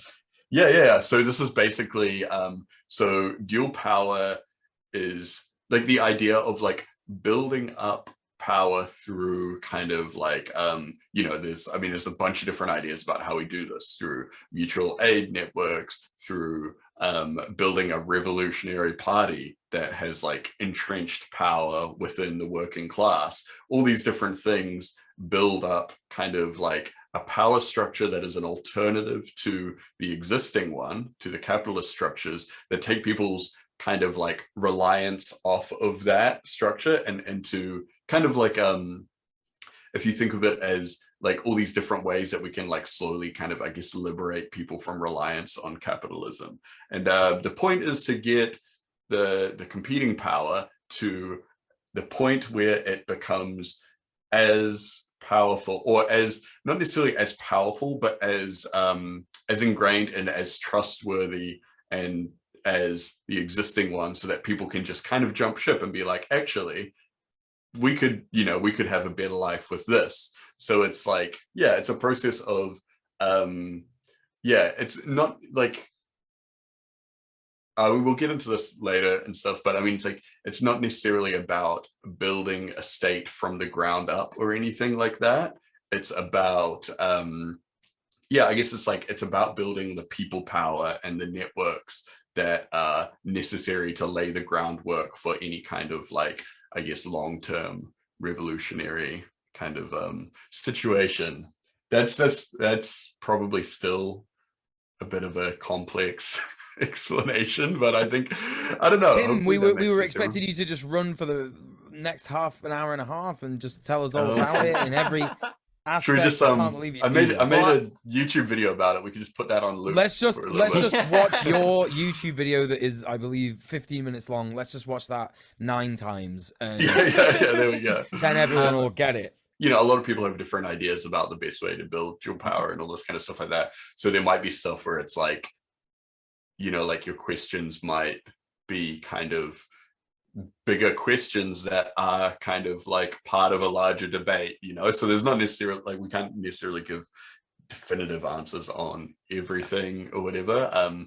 And a lot of the times, I would say also, like, prefacing everything is that the way that you're going to build dual power in your community will be relative and unique to your community, you know? So while we can learn a lot, we can learn huge amounts from examples of this happening in the world in different areas and stuff. The most successful, I think the most successful people to, you know, like, kind of, I guess, like, build dual power have been responding directly to the material needs of their community, but, you know, taking inspiration from other people. So so it's very hard to be like, this is exactly how you do it and this is what you should do. It's more like, these are some concepts that you should be educated on. One way I might approach explaining it is like, we have the ruling class, which, you know, uses the state to mediate tensions in its favor, right? And then you have the working class, and obviously, like, the working class does actually have power, but it doesn't hold that power, right? It doesn't wield it, because the ruling class is exploiting it constantly. If you've built dual power, then it's like this relationship changes from being vertical to being horizontal. Like, you've got enough people who've dedicated themselves to whatever kind of organizing, whatever kind of power building, power structure that you've made. And as that happens, necessarily the ruling class and the state, right, loses power. And so it's not just that, like, the working class becomes more powerful, or crucially, like, the proletariat, I said earlier, because, like, proletariat isn't just the working class. Like, the working class is kind of the arrangement that the capitalists want, right? Whereas the proletariat is the organized liberatory force of the working class, right? But as that grows, if that reaches a certain point, as that grows, the state and the ruling class necessarily lose power, because the growth of the one is directly taking power away from the other. I kind of like to conceptualize it like, you know, you've got your vertical, your hierarchical thing to begin with, right? The ruling class above the working class, and if the working class start to organize and start to become the proletariat or whatever structure that they're forming to make dual power, then, like, the ruling class slips down, and that's when it becomes, like, horizontal, as the ruling class, like, you know, eventually becomes nothing. And I imagine maybe some people are probably, like, listening to the very smart Tim and Sophie and go, that all sounds very smart and cool, but what does it actually mean and how do we start it? Well, we've been doing that the whole Red Planet, like the entire Red Planet. We've been telling you that's kind of the point of the show, but I guess, like, the way that you could, like, break it down, and correct me if I'm wrong, the two of you, is that, like, you look at things that the state is not doing and you figure out how to provide those things for people instead, right? I mean, that's generally Yeah, that's generally how a lot of these things kind of start, you know, and that's why, I mean, you often see a lot of mutual aid networks form out of, you know, it's like the whole disaster capitalism thing, you know, like, and there was like, yeah, like so many groups form in times of crisis because the state isn't providing something, or, you know, and like, and this is why a lot of them also kind of like begin as, you know, just small community food banks and things like this, because it's like they're identifying you know, a need in a community and then kind of stepping up to fill that need.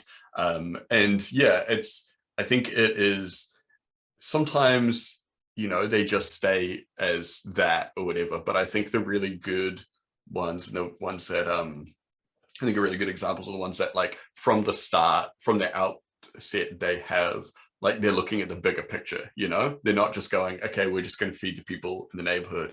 Like they're going like, okay, cool, we are, you know, like we're a revolutionary organization, we're not going to stop at our neighborhood, you know, like we have a greater goal. And yeah, you know, and that way it's kind of yeah, I feel like sometimes when it's like a single issue kind of thing, a lot of the time they don't have the longevity, or sometimes they'll just kind of like flutter out after a little while. Whereas I think the most politically effective ones, the ones that like they have those hard conversations right at the start. They're like, what are we doing here? What's the end goal, you know? Like yeah. And then anyone who joins knows that they're joining that project, you know? Yeah, absolutely. Yeah, and I mean, I've even seen things like you know, like people doing like food bank kind of situations or like soup kitchens and stuff where they are, you know, like they're handing out like, you know, like literature, and they're like having like reading groups and stuff like that, you know, where it's like, okay, cool, this free food, like, you know, this night of the week, if you come back the following night, we're just going to be hanging out, we're going to be reading, we're going to be talking about, you know, some stuff or whatever. And you know, just like kind of incorporating the politics in a really, I guess, accessible manner. It's the same as what when we had Cradle Community on here recently, they were talking about how they would have these they're having these meetings, and I think they got the idea from somewhere else as well, where it was like, have a big meeting, have a big communal dinner, it's free to come to, you don't have to, you know, like there's no expectation of paying or whatever like that, and they have these big, you know, political discussions and things like that. You know, like making the ideology a core part of it, not just like, you know, not just like an incidental thing or whatever. Yeah, I think one of the best examples in recent history has got to be the Black Panthers, right? Because, you know, the Black Panthers did so much in the way of like thinking, okay, where are our communities being failed by the state? We don't have doctors, we don't have food for our kids, so let's sort all that stuff out. You know, what's also happening is like, you know, we're forming gangs and we're killing each other. Let's fucking stop that and unify and, you know, basically try and build a better life for everyone. And it's like just things that are as simple as that, right? Do you know what I mean? And again, this is the, you know, the Black Panthers were basically like revolutionary optimism, like manifest, like where the material conditions of, you know, people are so like, you know, working class people are just like so fucking bad, that eventually they just go, we're not doing this anymore, we're just gonna fucking do things for ourselves, because why the fuck should we? All of our labor creates everything, all the wealth for the capitalist class, so fuck it, we're just gonna you know, we're just gonna do our own shit. And like, I think I've been trying to focus on this in my streams a lot, but just like I do think like one of the kind of more underrated Red Planet episodes is the Gaskell Garden Project, because I do think that like the power of permaculture, not just like permaculture, not underrated by me, babe. I love that one. No, of course, but I just think in terms of like when I was looking at views this week and like seeing, you know, I love that our episodes get lots and lots of views, but I do think more people should go and check out the Gaskell Garden Project one. Yeah, I actually really like, I felt that like that was like such a great conversation and like engaging in ways that you know, like, and maybe in a different way to some of our other episodes and stuff. Like, there's been so many things we talked about in that I keep thinking about, you know, even just like walking around like the neighborhood or whatever and seeing like gardens and stuff, and just like, you know, just like thinking about a lot of that stuff. I feel like that's one of the episodes recently that we've had that has really kind of stuck with me. Now, the reason that I believe this is because, and I'm the same as you, Tim. I've been walking everywhere and thinking like, oh man, yeah, if I just had like a bunch of seeds of lovage on me right now, you know, I would just chuck them in the ground here and maybe they would grow. And it's like, I think the reason for this is because it's about Mother Nature, right? Like we all have a connection with the earth that I think we've lost through colonialism, through, you know, Protestant, you know, religious dogma and shit like that. Like nobody thinks, and fundamentally industrialization and capitalism, right? And we don't have that connection to Mother Earth anymore. But Mother Earth freely gives food to everybody, right? This is a fact of life. It's a fact of life. If you actually walk around in nature for long enough, Mother Nature will present you with something with which to sustain yourself for free, no strings attached, other than like, well, you know, you'll take a shit later on down the line and the seeds will come out and hopefully that'll, you know, grow somewhere else, kind of thing, right? You know, that's the only sort of caveat to this. And I think that like if we start to think about dual power from the ground up, literally the ground up, it is food, isn't it? And I think that food, learning how to grow your own food, and not just like, because here's the thing, like we've been watching so many like you know, permaculture videos on my channel, and the one thing that you learn is that like, hang on a minute, we don't have enough space for this. You know, not everyone is going to be able to like have their own personal garden with which to sustain themselves with food the entire year round, even if they didn't have a job and were able to just like afford this, right? So then you have to think about, okay, so we need everybody to collaborate in some way or the other and pool our resources together. And so that's when you start to think about like, you know, not a community garden, but potentially like, you know, a permaculture garden, like what Gaskell Garden Project have got. And then you start to build other things on top of that. Like I constantly think about this. I constantly think about, because in your video, Tim, you talk about how it's like a collaboration of unions. This is what the Soviet Union was. It was a collection of workers' councils. And I constantly think about like when we spoke to Luna, and Luna was talking to us about the women's union. And I think that's so powerful. And it's something that like could really, really be like, you know, a force to be reckoned with in terms of dual power, because, you know, Luna's talking about the women's union, and that goes all the way up to like the highest echelons of government. And that just makes sense, right? Because like, you know, women are 50% of the population. They literally hold up half the sky, like Mao said. You know, so why would they not hold so much power, you know, in terms of you know, a dual power structure? And I think alongside that as well, thinking about things like queer unions, unions for indigenous people, unions for black folk, you know, these kinds of things, like where we build power for people who just don't have power in society, right? Yeah, totally.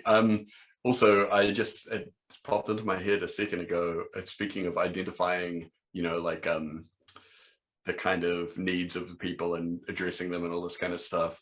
That actually, that is how the paramedics came about. There was a guy, he was like a doctor, I think maybe an anesthesiologist. He was like, he was a European guy, and his child died somehow that was like super preventable, just because she didn't get medical attention in time. So he started a course basically teaching people how to be what was the first paramedics. But the first people to actually take him up on that was a group called Freedom House, who was an African-American organization who they basically would just deliver fruit and vegetables and stuff to needy black families around America.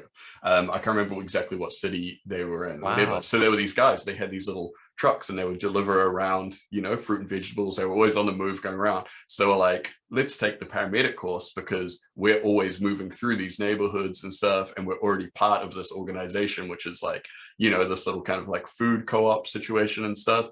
So if someone's having an emergency, we can be there really quick. And that was like, this is only in like the late 60s. And they were so effective and so good that people were like, oh shit, like this should be a thing, you know, right?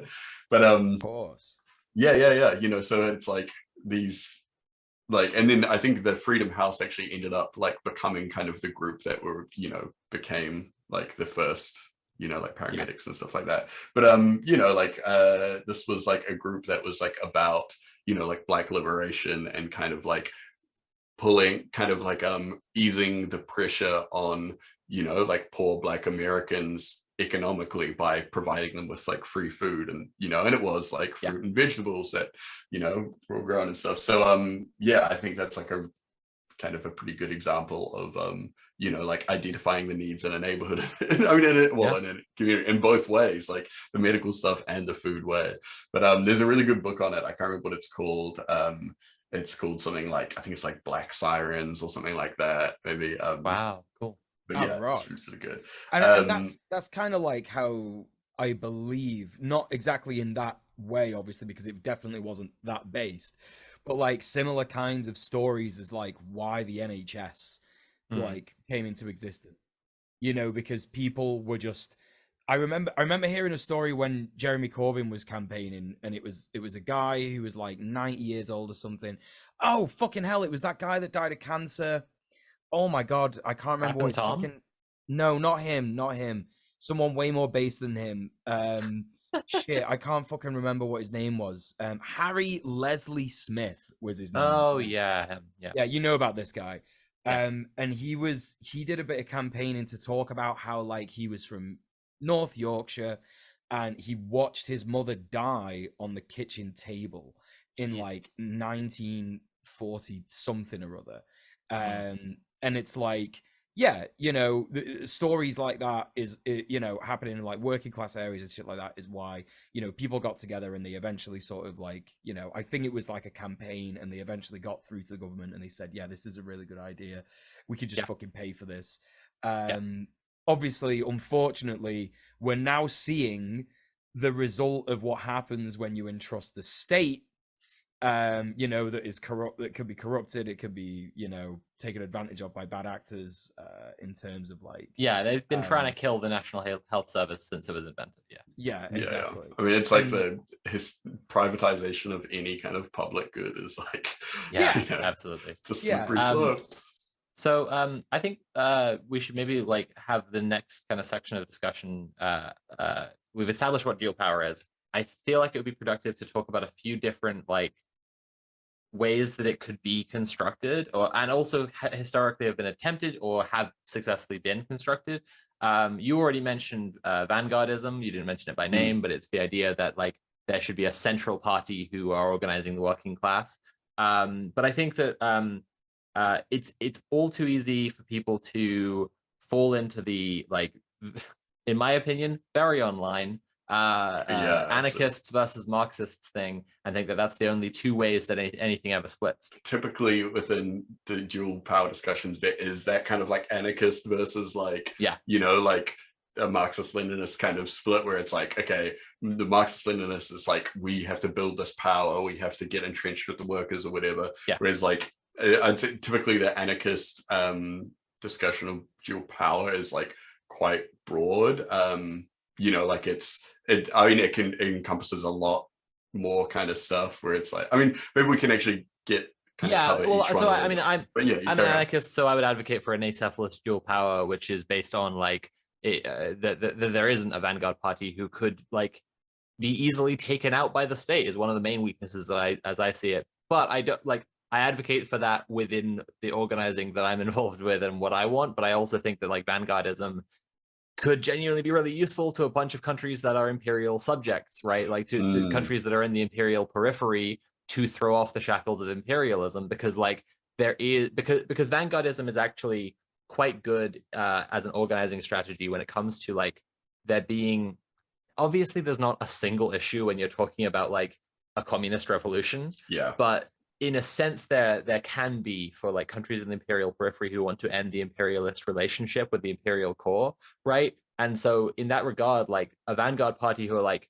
our thing is we're going to bring together everyone to stop imperialism, like that, in my opinion, is a very solid strategy for absolutely. Periphery countries. I feel like that's why Marxist-Leninist revolutions have been so successful in those countries, particularly, you know, like it's like, you know, and when we look at like people like Thomas Sankara and stuff, where it's like, you know, like the goal was where, you know, where we are all, like the vast majority of people here belong to one group that has been subjugated by another, and the that our eye is on the prize of fucking shaking off that shackle, you know? And it's like everyone united around this thing. And that's why it's so successful, because it's like every reasonable person from that group is going to go like, yeah, like we need to, you know, that's what we need to do. Yeah, I think Vanguardism for an approach that has, as you say, like eyes on the prize of ending imperialism, like and the USSR like as something well, to like unite kind of, around that is like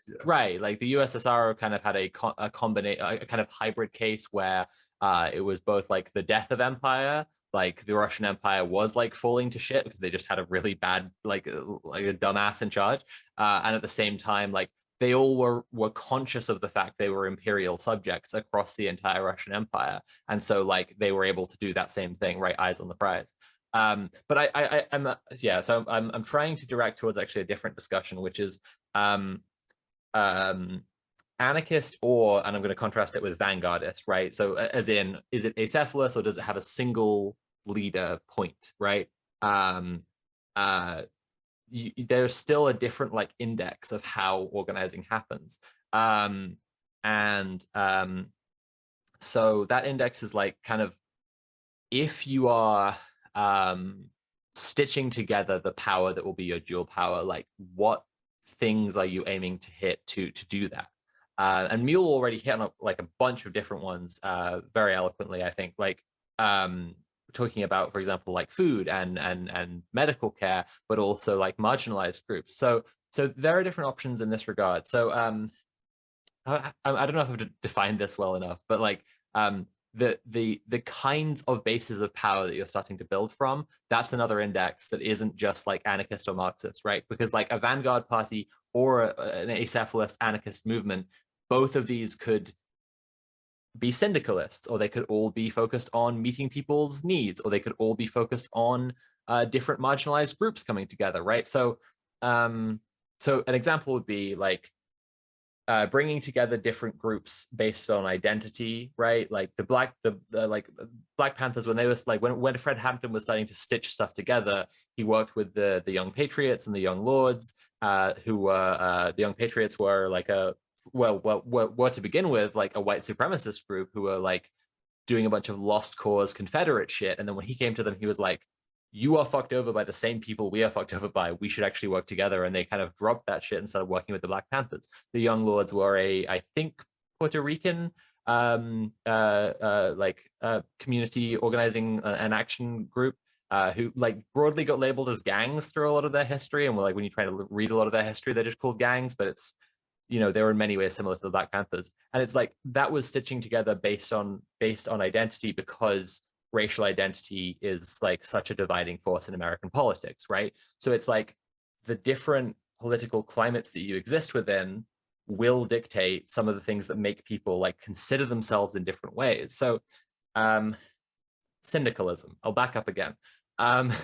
Syndicalism is this idea that like if all of the rail workers, right, unionize to the absolute maximum extent, they couldn't have a revolution on their own, but they could just have really based rail workers jobs, right? Like all the jobs for rail workers would be really, really good, but they couldn't have a communist revolution. And the same would be true for doctors and teachers and whatever, right? But if all of them were unionized to the fullest extent and also were working in a cooperation with each other, then you could have a revolutionary force.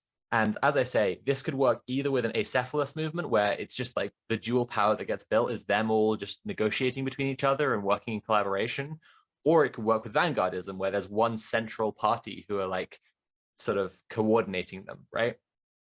And I think that, yeah, so I think, have I explained this well? Like these different things that you kind of choose to organize around is a really interesting question, and it's going to be different in place to place, in my opinion. Yeah, because like you're going to have, for example, if like you said, the rail workers, like the end goal of any kind of trade union, I would argue, is to turn that corporation into a worker-owned co-op, right? Yeah. whereby everyone earns an equal amount of the share produced by the business. We worked it out on stream. I think that like there was a pizza place in America that for one day a year gave their employees 100% of the profit share that they would normally, like, that they obviously would never get.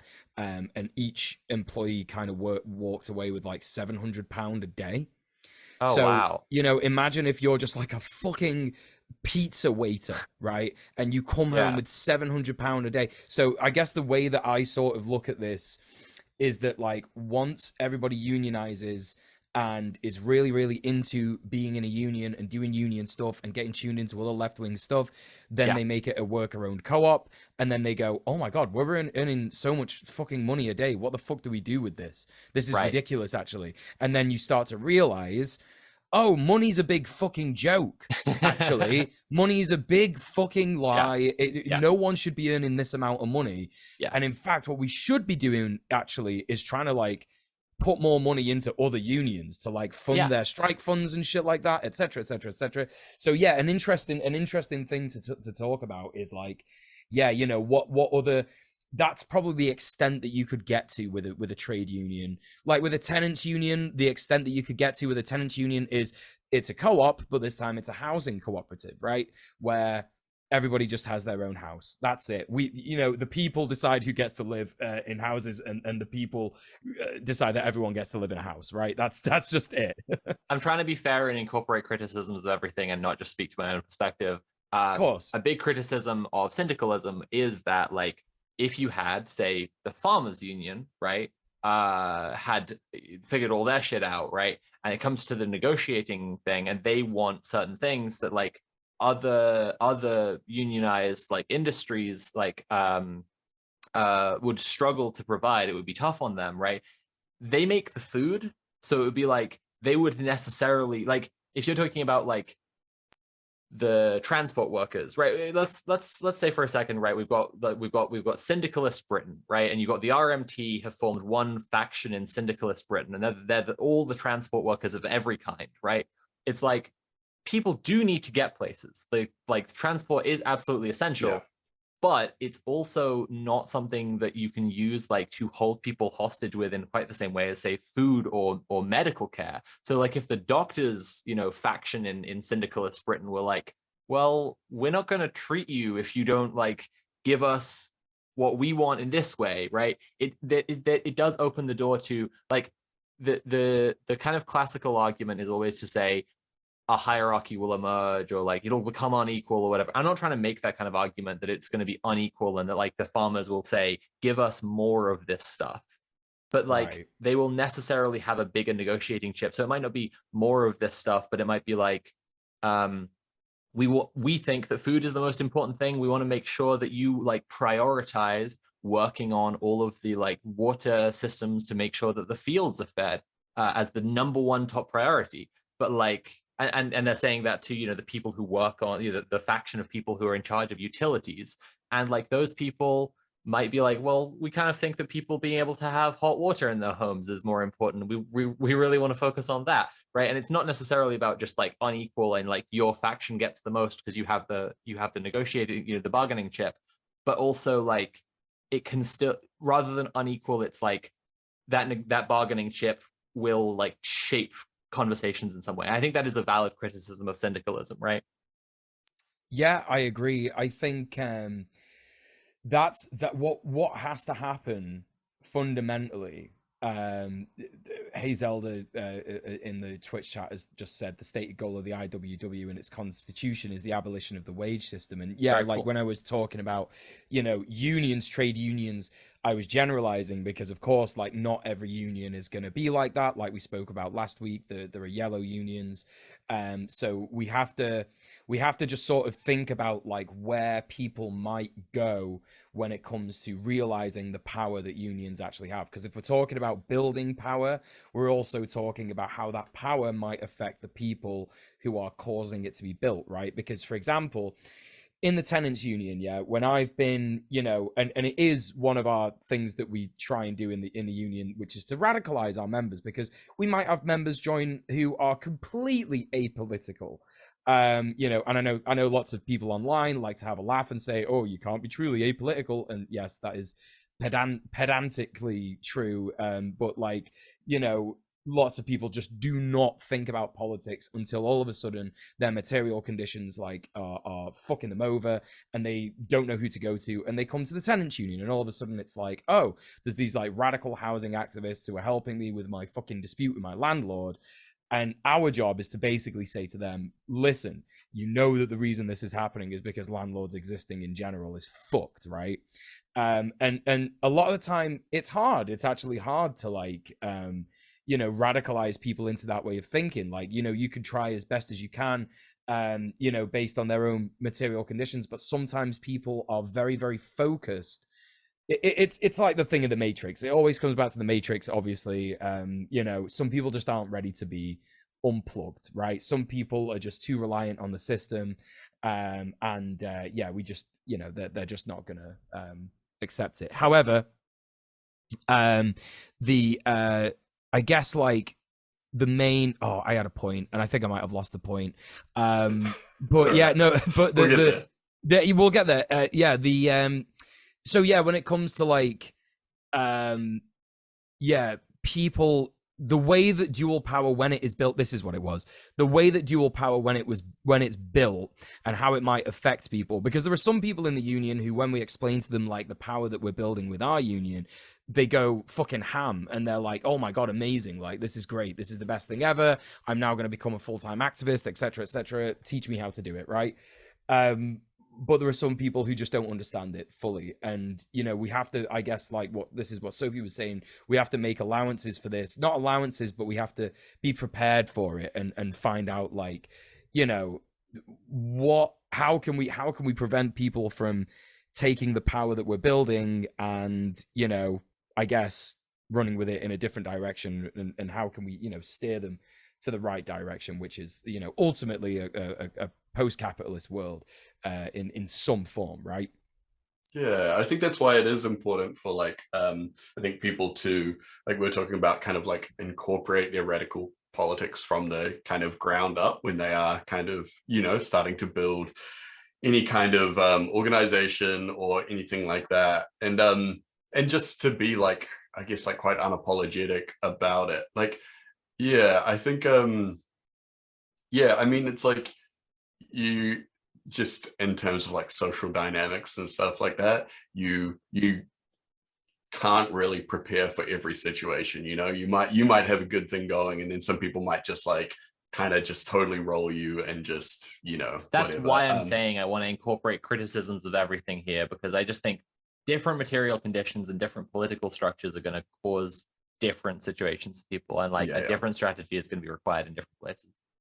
Yeah, totally. And yeah, it's like yeah, it is, I mean, it is a hard thing to kind of, yeah, like we were saying, you can't prepare for absolutely every situation, and you just never know like what's going to happen within, like, you know, social dynamics of the group and stuff like that. But yeah, just trying to be as I think like as open as kind of like as open as possible, and also, you know, to maintain kind of like a democratic nature to, you know, anything that you're doing, I think is really good, because I've seen a couple of really good projects and good orgs just get absolutely destroyed because people start getting too caught up in, I guess, like the social politics of the group as opposed to the end goal, you know, which, I mean, I think is just like a very human thing that classic. We can attempt to minimize, but unfortunately, just, you know, it's like that wild thing where it's like reactionaries will just work with the you know, the absolute scum of the earth if their goals are aligned. But, you know, like, I think if you're a principled person on the left, you know, like, it can be very hard to do that, and I don't think it's like something that we should do, you know, like. Well, this is something I wanted to bring up next, because if we're talking about different approaches to building dual power, it's worth talking for a minute about affinity groups. So one anarchist approach that has been like trying to fight, so okay, I'll define it first. Affinity groups takes a little bit like what you just said about like reactionaries will work with absolutely whoever, like takes a little bit of a similar approach where they're just like, if we care about this thing, like whatever this specific thing is, then all the people who care about this thing can organize together, can mobilize together to do a specific thing to try to deal with that issue, right? And that's an affinity group. Like, we care about access to abortion, so we're going to redact it in Minecraft and Roblox and so on, Mitch McConnell and furthermore, and so on and so on. Then like, and then after that, those people are just free to do whatever they want. And like, it doesn't immediately seem like this could be a model for building dual power, because by definition, it's kind of rejecting the idea of like making an org and like holding a structure that way. But like, it is in many ways like a workable model for direct democracy in a population, because if everyone is like kind of has a realized political agency, and they're all like, when we want shit to change, we form affinity groups. Then like, whenever there is a thing that some group wants to like to change to benefit them, they form an affinity group to specifically change that thing. And then obviously there's criticisms of that, which is like, yeah, firstly, like you could find yourself working with someone who you think like has otherwise absolutely despicable politics, and on a kind of intellectual and moral level, there are problems with that. There's also, as I just said, like the immediate hurdle is like, it's kind of hard to see how affinity groups would ever meaningfully build dual power. Because it's kind of a rejection of, it's not a rejection of class. It's obviously like something that is being practiced by people who are very class conscious, but like, it is a rejection of like, we're going to organize the working class into this structure and this shape to do this thing. But like, yeah, I think that it is immediately apparent that might be harder to build dual power with, because yeah, it makes sense. Like, how do you build dual power if all that people are ever doing is like getting together to tackle one specific thing? Like, the idea, you know, your idea of a revolution then would be one day everyone gets together for the affinity group of ending capitalism, which, like, you know, I don't know that that's ever gonna happen. Like, a lot of there are a lot of anarchists I know who are basically like, they started off like supporting the Labour Party many years ago, and then since then they've fallen out of love with electoral politics altogether, and then organization after organization, and then they're like, I think even organizations are flawed, we should just have affinity groups. And then it's like, right, but what is actually the long-term plan, like the long-term game plan for affinity groups and dual power? It's really hard to see like a way that could actually work, right? And I mean, that is like it is like the I mean, like a criticism of like the kind of anarchist approach of having like a really broad you know, kind of thing for dual power. I think is like, you know, from the kind of the Marxist Leninist side, is that this is like impossibly broad, you know, like sort of thing, like that it should be like more of a focused kind of thing, like, you know, which I think is like, like obviously you have to look at the area that you're organizing then and all that kind of stuff like that. But like, I mean, with the kind of like, I think like sometimes that lack of structure and, you know, like breaking down into different groups and stuff like that can be vital and necessary. And then there's other times where it's kind of just like, okay, but there's no like now you've become too abstracted from the end goal, sort of thing. Maybe I think with affinity groups, I mean, as I've just said, kind of agree with that. I don't want to leave the criticism of the Vanguard Party unsaid. The criticism of the Vanguard Party is tyranny. You could just have shit people in charge and they could just be dickheads. It has happened, but the you know, the thing, I mean, there has been anarchist organizing that has like, you know, held massive regions before and survived for long times in the past. Still does. I mean, like with like the Zapatistas and I also don't want to like let people walk away with the impression that like anarchist organizing never goes anywhere, right? Oh absolutely. What we're saying here is that in the broader scheme of building dual power, what is effective and what is potentially going to hinder us, I guess. Yeah, and it'll be different in different places. Yeah, exactly. That's the thing. It's like we like no one should walk away from listening to us here and being like, this is the most effective thing or whatever like that. I think what we're trying to do is more kind of like lay out like a whole bunch of different things, and then maybe you can like think about what you think is better. I'll also here like distinguish Red Planet's position from like the left unity position, because you'll see like dickhead soc dems who are just liberals, right? Like who that like people who are soc dems who might call themselves anarchists, or they might just call themselves soc dems, but ultimately they're just fucking liberals who come in saying like left unity, we should all work together, and it's like I can't work with you. You ultimately think capitalism would be fine, and capitalism is killing the planet, right? So I just want to differentiate. Like Red Planet's position is not like a left unity thing. It's that like we want leftism of whatever kind to like fucking succeed everywhere in whatever way it can, right? And that's not left unity per se. Ultimately, it would be really cool if all the communists who get like come to be in charge in all of their places then like each other and get on, but like it's not about like all of them coming together in one block and ignoring the fact that some of them are fucking liberals, a bunch of them hate trans people, some of them just want to smoke weed and play video games and do nothing. Like it's not not that project at all. But there's also like the need to be like, if you are an anarchist or a communist or whatever, and you see in your area that like someone from the other camp is doing really well and making huge strides and stuff like that, like you can absolutely stand in solidarity with them. And you might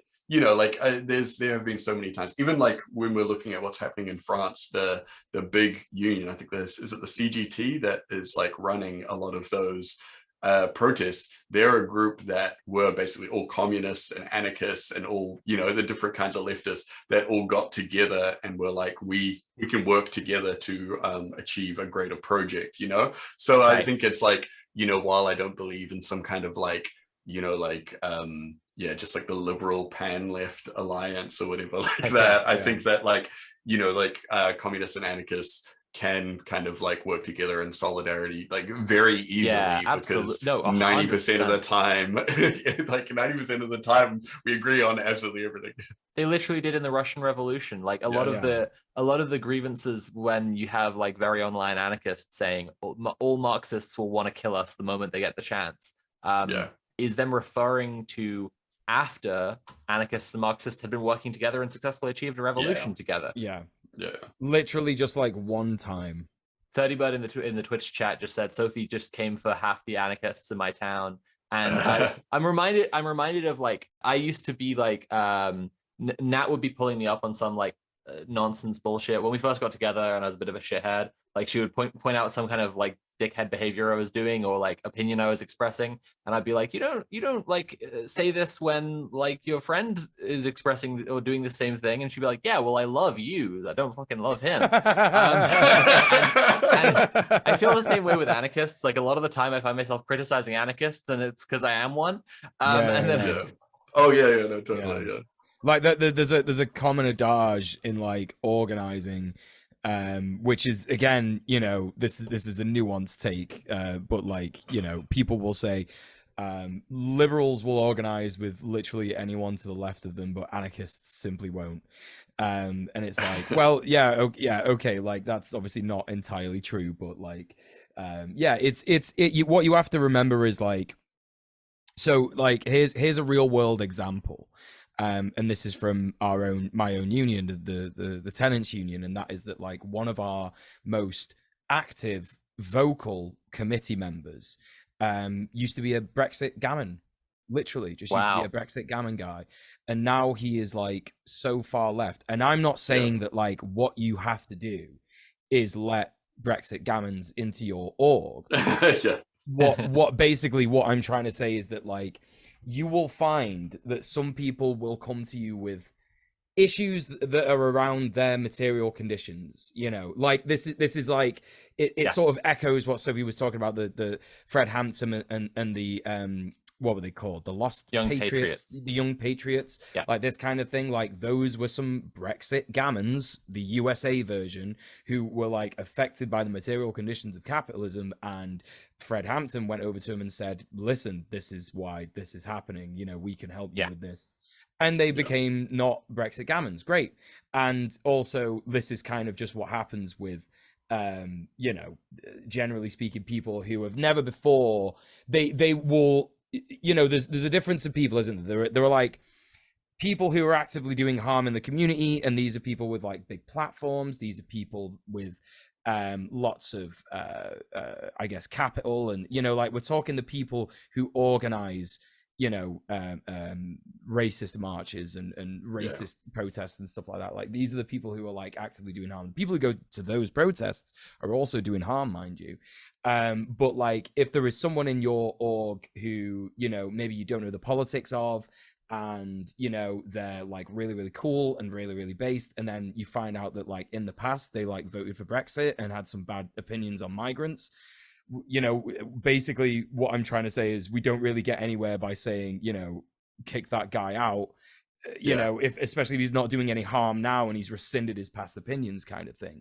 But I guess what I'm saying there is that like you may not know who your allies will become. You may not know who your allies are at this entire moment. There is nuance. There is, you know, a lot of differences that you're going to like see in opinions. And I guess I'm using that as a more extreme example of what this is. Like if you are refusing to organize with certain organizations because they don't exactly hold your politics, but the thing is that's not holding your politics together with theirs is that like they don't quite agree with you know, what happened in the Russian Revolution you know, fucking 60 years ago. Like you might want to like let that go. Like that's basically like what I'm trying to say, you know.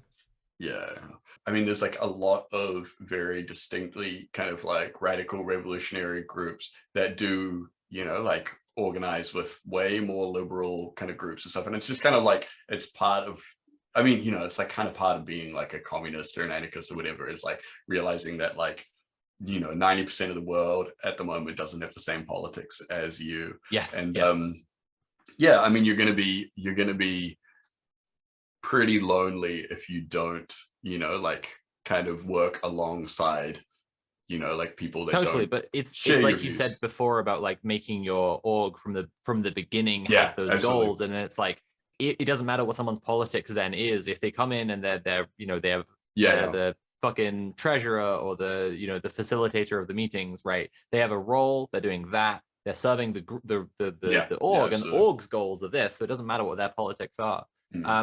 I want to say, I think it's really important for us to talk a little bit about climate change, because like when we're talking about like the material conditions being different in different places, the politics that divide people being different in different places, and how that will affect stuff, obviously like I'm trying, oh god, like you don't want to reach for like a metaphor that's too on the nose, but literally like the political temperature is turning up, right? Like we need to get a bit serious. Like that's not what I'm saying. I'm oh no, I just meant generally speaking, like the way things are going in the world, like, you know. But I think that as well as like there being like a pressure, I think it's also that like climate change increasingly exposes the fundamental contradictions of capitalism. Like it will increasingly like stress the state, and like it's the weather, like we can't fucking get away from it, and everyone is going to be like looking for answers to like to do something and to change the system that we're in that's causing this. And yeah, I just think like that's one of the reasons that I talk about imperialism for countries in the imperial periphery, and like those people in those countries organizing around that as the thing that they want to throw off, right? Because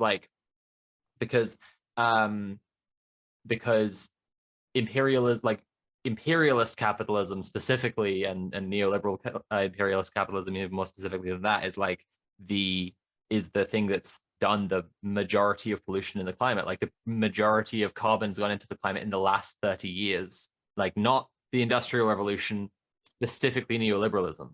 Yeah, there's no way to seriously engage with, you know, like climate change without actually engaging with, you know, neoliberalism. It is like it's the American thing. imperialism.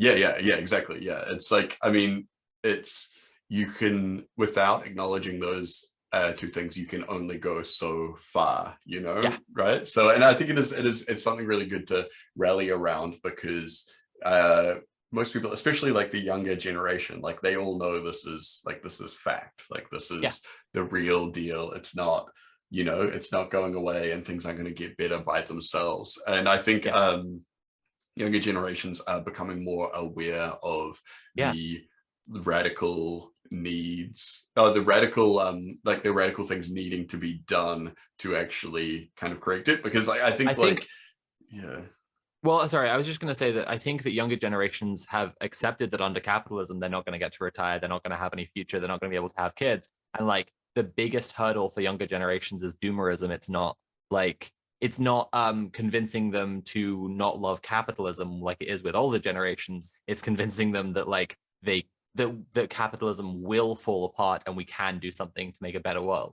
Yeah. This is something that I was thinking of earlier and I forgot to say it, but it's absolutely like we have to start thinking about capitalist realism and how that affects us, because I think that what lots of people think is still that the revolution will just be a global one. It'll happen overnight. Like it's not going to happen like that, folks. You know what I mean? Like, you know, this is why Sophie was saying before, like, you know, it has to be different things. Oh, Tim, well, we've all been saying it. Like, we've literally all been saying it. Like, it has to, each revolution has to be, each dual power building has to be particular to the material conditions that affect it, right? Yeah. And in terms of like, you know, what we may see in I've been thinking about this a lot recently, what we may see in a post-capitalist future is that the final capitalist countries are the US and the UK, right? Or even maybe big like, disagree.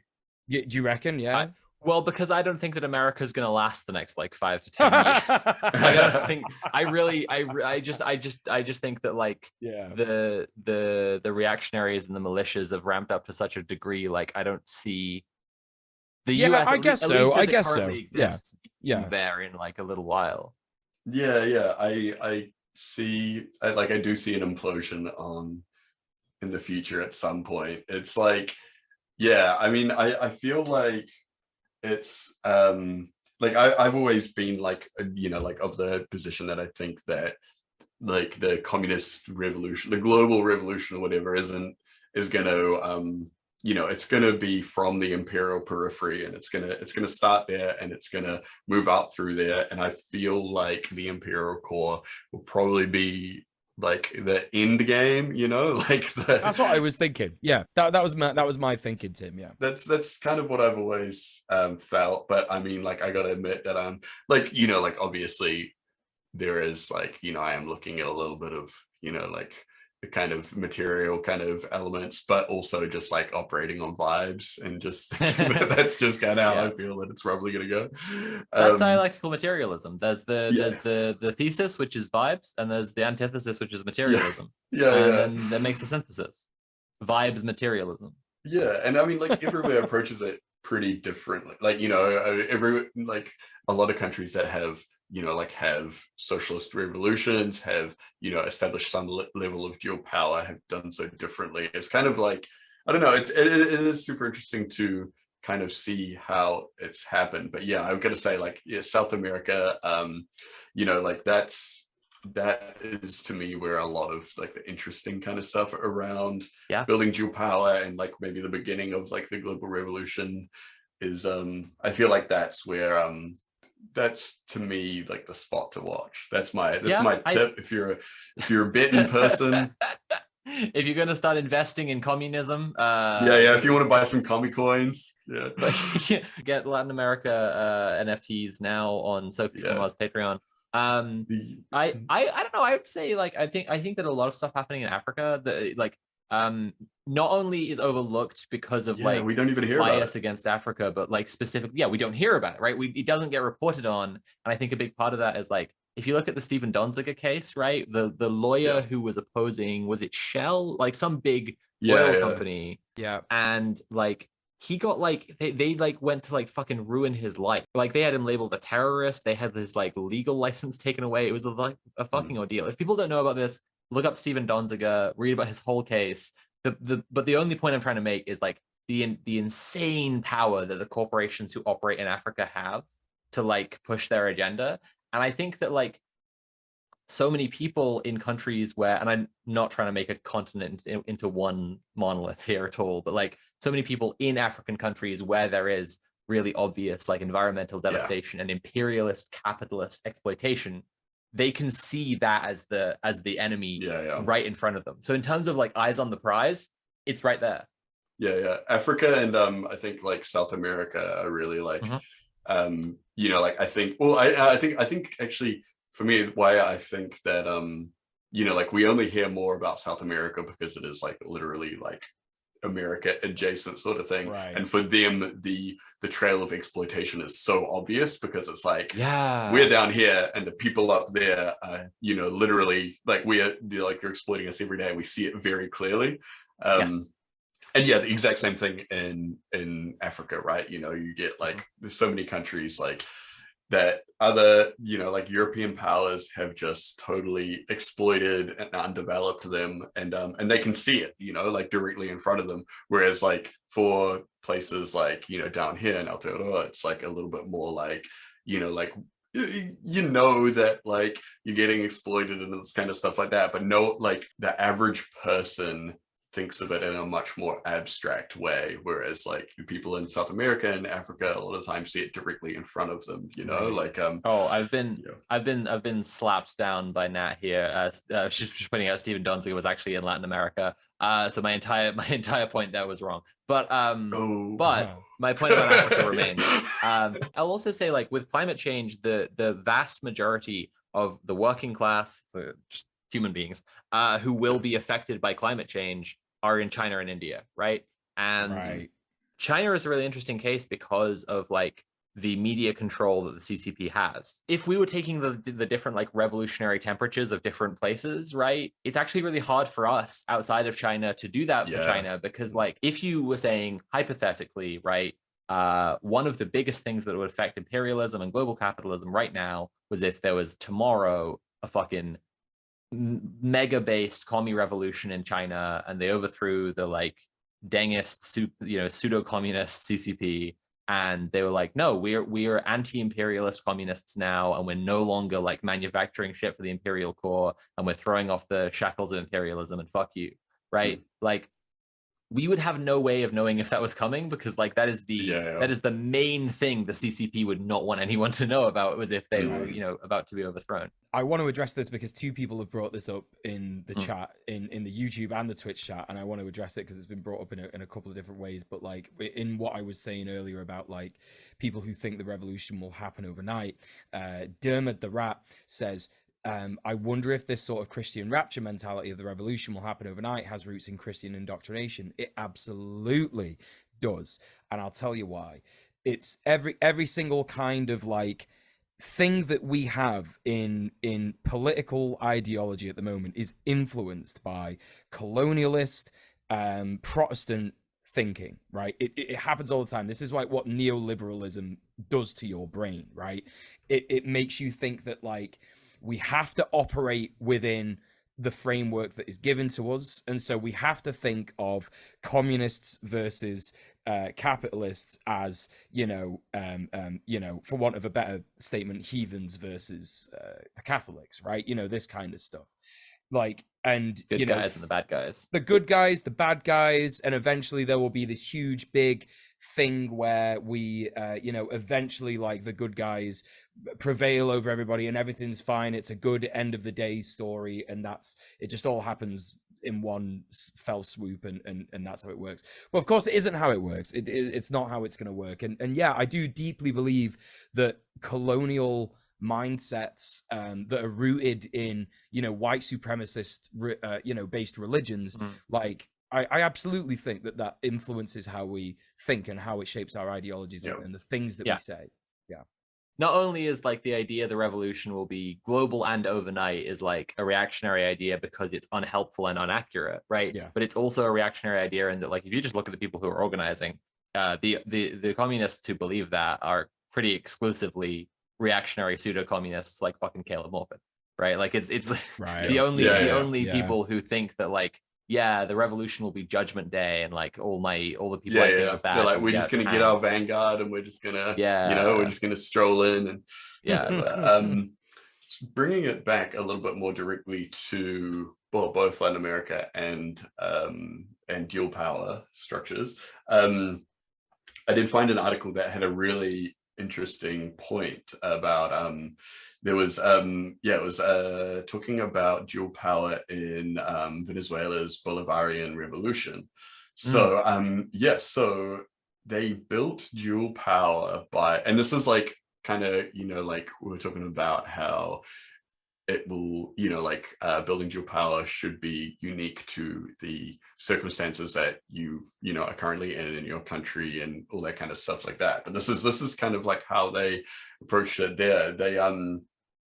So they built what they kind of like they were the institutions of the state, and they built their own kind of like parallel system as they were going.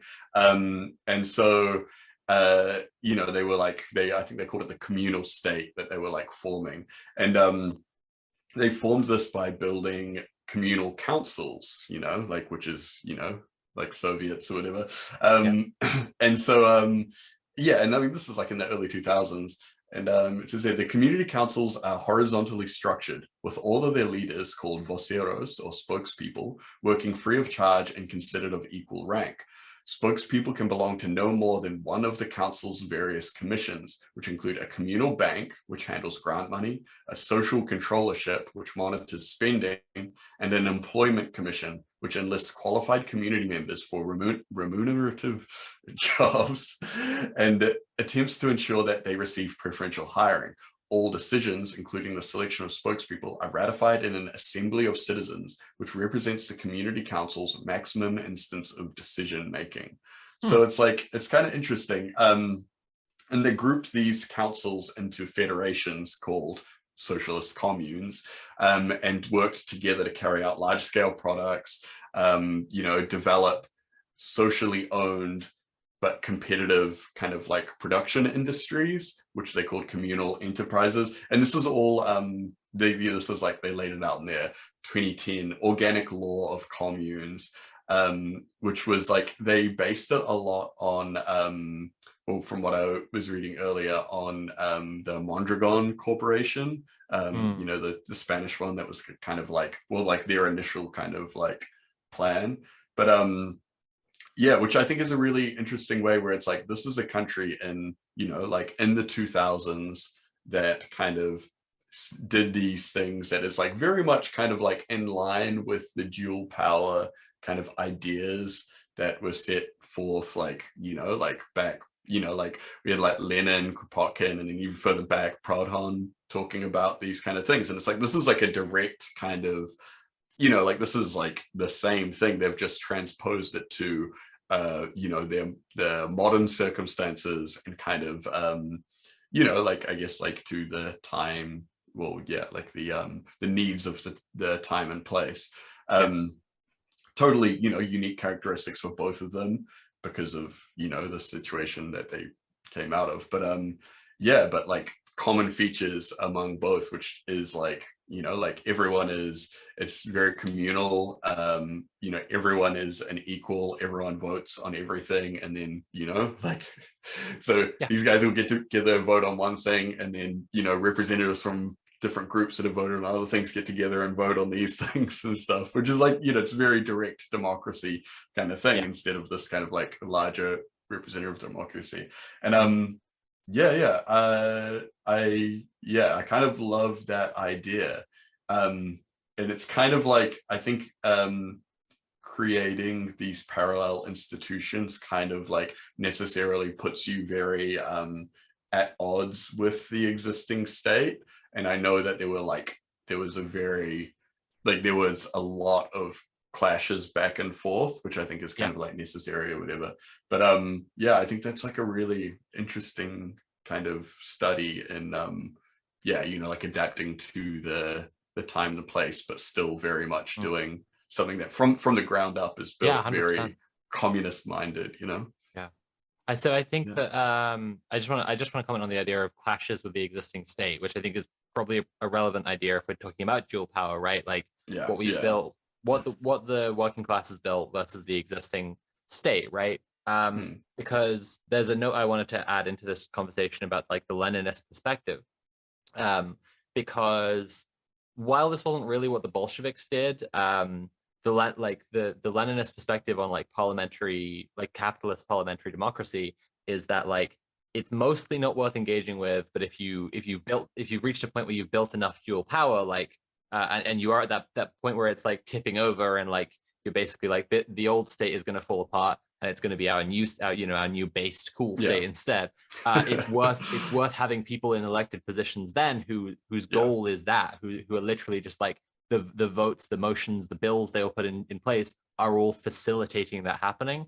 And it wasn't really what the Bolsheviks did, because the Bolsheviks were like on the run and constantly trying to like not get shot in the head by czarists. But like, but it is something that Lenin said, because like his perspective was to do with the structures that already exist that like, except for being driven, like being facilitated through wage labor and being in service of the capitalist state, are otherwise good structures, like the fucking postal service or the railroads or whatever, or the hospitals, right? Like you need to grab onto those bits and like take them into your new society.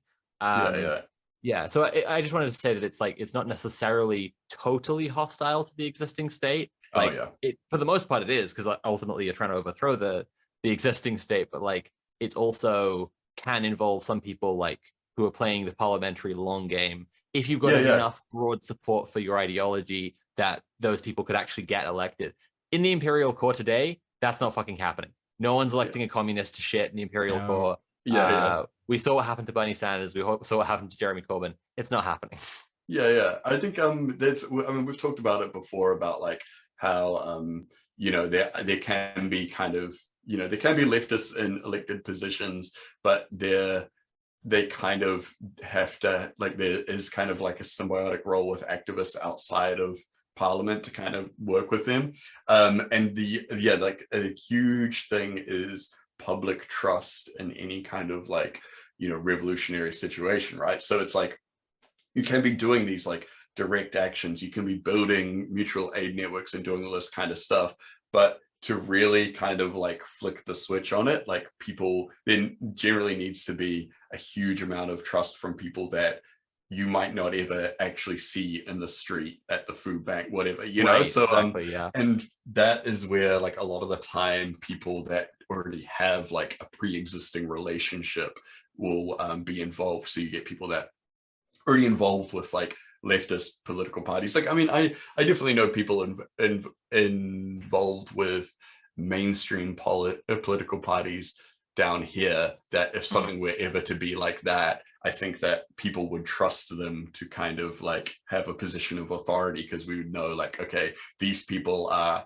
they're in the house, but they are like legit, they come from a background where they, have always advocated for the workers, for, like all that kind of stuff. Like, I think that that's possible, but but still, it's like you always do have to be careful of the kind of like the liberalization and defanging of any revolutionary movement. So I think it's one of those things. It's like like you can find allies within like the house or whatever like that, and sometimes that is instrumental to kind of doing the thing, but you got to keep those politics primary. You got to keep the ideology on the table at all times.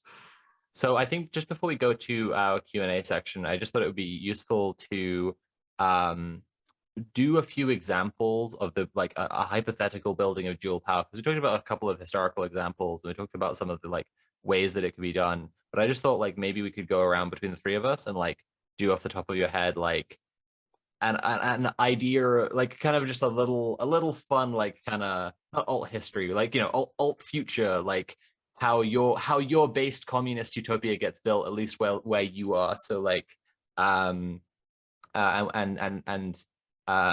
it doesn't have to be the one you think is like most likely, but just kind of an example off the top of your head of how it could come together, right?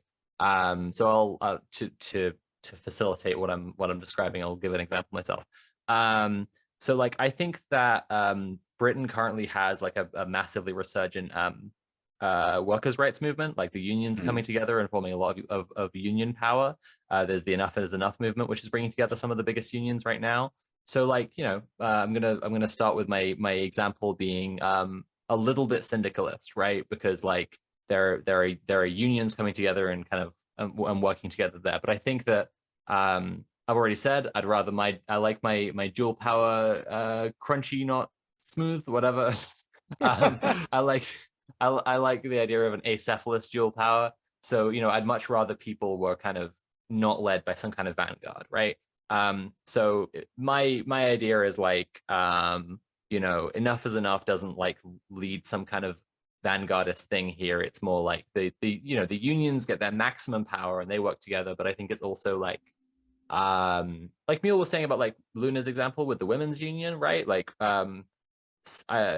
people organizing on the issues of their community. So like migrants communities and like the queer community and like Black minority ethnic Britons, you know, like organizing within their communities and like making sure that they kind of have a seat at the table in what's being discussed, right? And they're kind of so, you know, supposing all these groups organize to their strongest point, right? You have like the queer community having their kind of their Soviet or whatever, right? Their like council coming to the table with the you know, the RMT or whatever, and these groups working together, and like that being the kind of power that's like coordinating between them to make sure society keeps on ticking over, but they're also like removing any delegation to the old state and like making sure everything is provided for, like because they see that all the mechanisms are in place, they just don't want money to be the thing that like drives it anymore, right? And I think that also like, you know, it being like the things that people are organizing around, right? I'm kind of basing my example on things that I know are like organizing flavors that already exist in Britain, right? So like as well as kind of identity-based organizations, there's also like green, like climate activists, right? So like as well, there'd probably be a faction of like people whose main concern is protecting the climate, and then they are kind of directing conversation in favor of like making sure that how things function are to their kind of bare minimum to help people and keep society going, rather than pumping a ton of fucking unnecessary pollution into the atmosphere. That's my dual power vision. Tim. I would say that my vision, or my, I guess like my fantasy, my utopian situation, my ideal situation, I think, for Aotearoa would be so we have so the kind of like general kind of like Maori kind of structure is that there's like the iwi, which is like the tribe, and then there's like the sub-tribes, which are called hapu. And so, you know, and then from the hapu, then it's just down to the family of whānau. So historically, hapu were like spread, like each iwi would be kind of considered like, I guess, like a nation, whereas like a hapu would be kind of more like a tribe sort of thing. But then just the way that things have kind of shaken out, it's like, I guess people tend to identify more with their iwi now, whereas like I think organizing wise and like, you know, like I guess like just in deciding the way that we structure our lives and societies, historically it was like hapu had more say, like but just you know, like as everything has been kind of like pushed together and everything like that, these days like iwi have a lot of say and hapu don't really have much power. But like an iwi could, like, so for my iwi Ngāpuhi, it's like most of like the upper North Island. And for me, I'm like, what have the suits in Hokianga ever done for me? Like nothing, you know. But like hapu, that's like people that I know, my family, all this kind of, you know, stuff like that. Yeah. And so hapu are generally like really kind of like tied in with the environment around them. They, like, so whenever there is like any kind of like discussion on, like when it's like about like conservation or, just any kind of like changing environmental kind of thing, whether it's from like climate change or, industrialization or anything like that, hapu are generally consulted about this kind of stuff because it's like they know the area, they know all this kind of stuff. Like when there have been disasters, generally it's hapu that kind of like step up and provide for people, and like hapu have like set up gigantic mutual aid networks in response to everything from just like general poverty to like, like floods and cyclones, all these kind of things like that. And I think that structure of like I think it's like it's very like communist, I mean, like that's like when settlers first came to New Zealand, they were like, they're beastly communists and stuff like that. Like they literally wrote that in letters. They were like, we must free these people from communism. And I would love beastly communist would actually be a great tattoo. Yeah, I mean that's like yeah, it's like it's kind of like a meme within like Maori communist kind of things.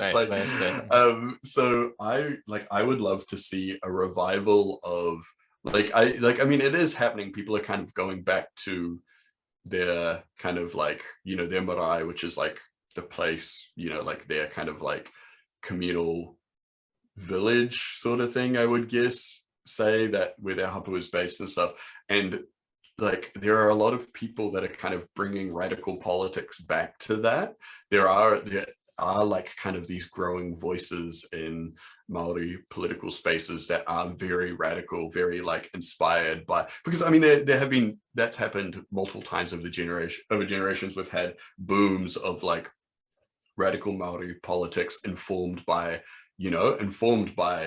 like Marx, Angela Davis, Fanon, everything like that. And I feel like we're going through another one of those now, like with like, I guess like anti-colonial, like post-colonial kind of discussions becoming more common. I think, like a lot more Maori are bringing that back, taking that back home sort of thing. And so my vision would be a like kind of hapu-led communes, like kind of forming councils across New Zealand, working with each other to establish a kind of like a dual power network that is kind of like organized roughly along, like, I mean, because we already have these structures, sort of thing, which would be like extremely based. And I mean, like, I know like a lot of people kind of freak out when we talk about stuff like that, because then they're just like, oh, isn't that just like a racial segregated thing? But it's not. There's like,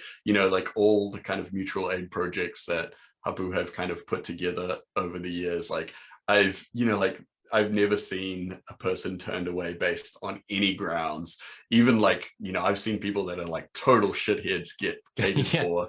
It's there's like kind of like an old saying that is like basically like the hapu is responsible for feeding every child it was like, yeah, basically in the area, and to say it in a way that is kind of sad, in the area. So I feel like I want to see a resurgence in Maori communism and dual power that I feel like if it's going to come from anywhere in New Zealand, it's going to be like, a lot of it is going to be from there. But that is I admit a pretty far-fetched kind of far-fetched. It's okay. We're just throwing shit at the wall. Mule, what's you have off the top of your head?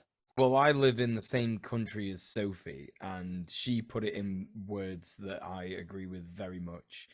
So I don't really have. I'm not saying that's how it's going to go. I'm just giving an example of how it could go hypothetically. We're just throwing things out there. I mean, your whole bit was with the Vanguard, right? No, I mean, I was saying that enough is enough. More poised to be like a Vanguard right now, and I don't. And in my example, they wouldn't be. I'm saying, like, supposing they don't do that, and they're just like, you've got your powerful unions, but then you also have like people who are representing kind of marginalized communities, and you're also going to have people who are representing the climate, you know?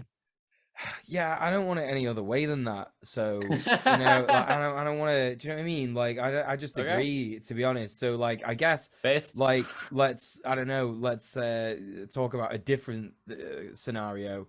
And that is that Cuba and Vietnam just kind of ally together and just invade the rest of the world. And that's how it works. They're going to bring communism to they've been secretly developing super soldiers, Antifa super soldiers, collaboratively over the years. 10 billion clones of Fidel Castro. I've been using that Havana syndrome. Is actually I was gonna say that. I was gonna use the Havana syndrome to take out all the capitalists. Well, okay, that's then let's.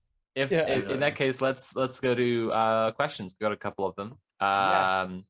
So Worldmark Wyndham asks, any tips for creating dual power structures for people with disabilities? I have autism and I'm also working to become a caregiver. I want to hear your thoughts on how to include less abled people.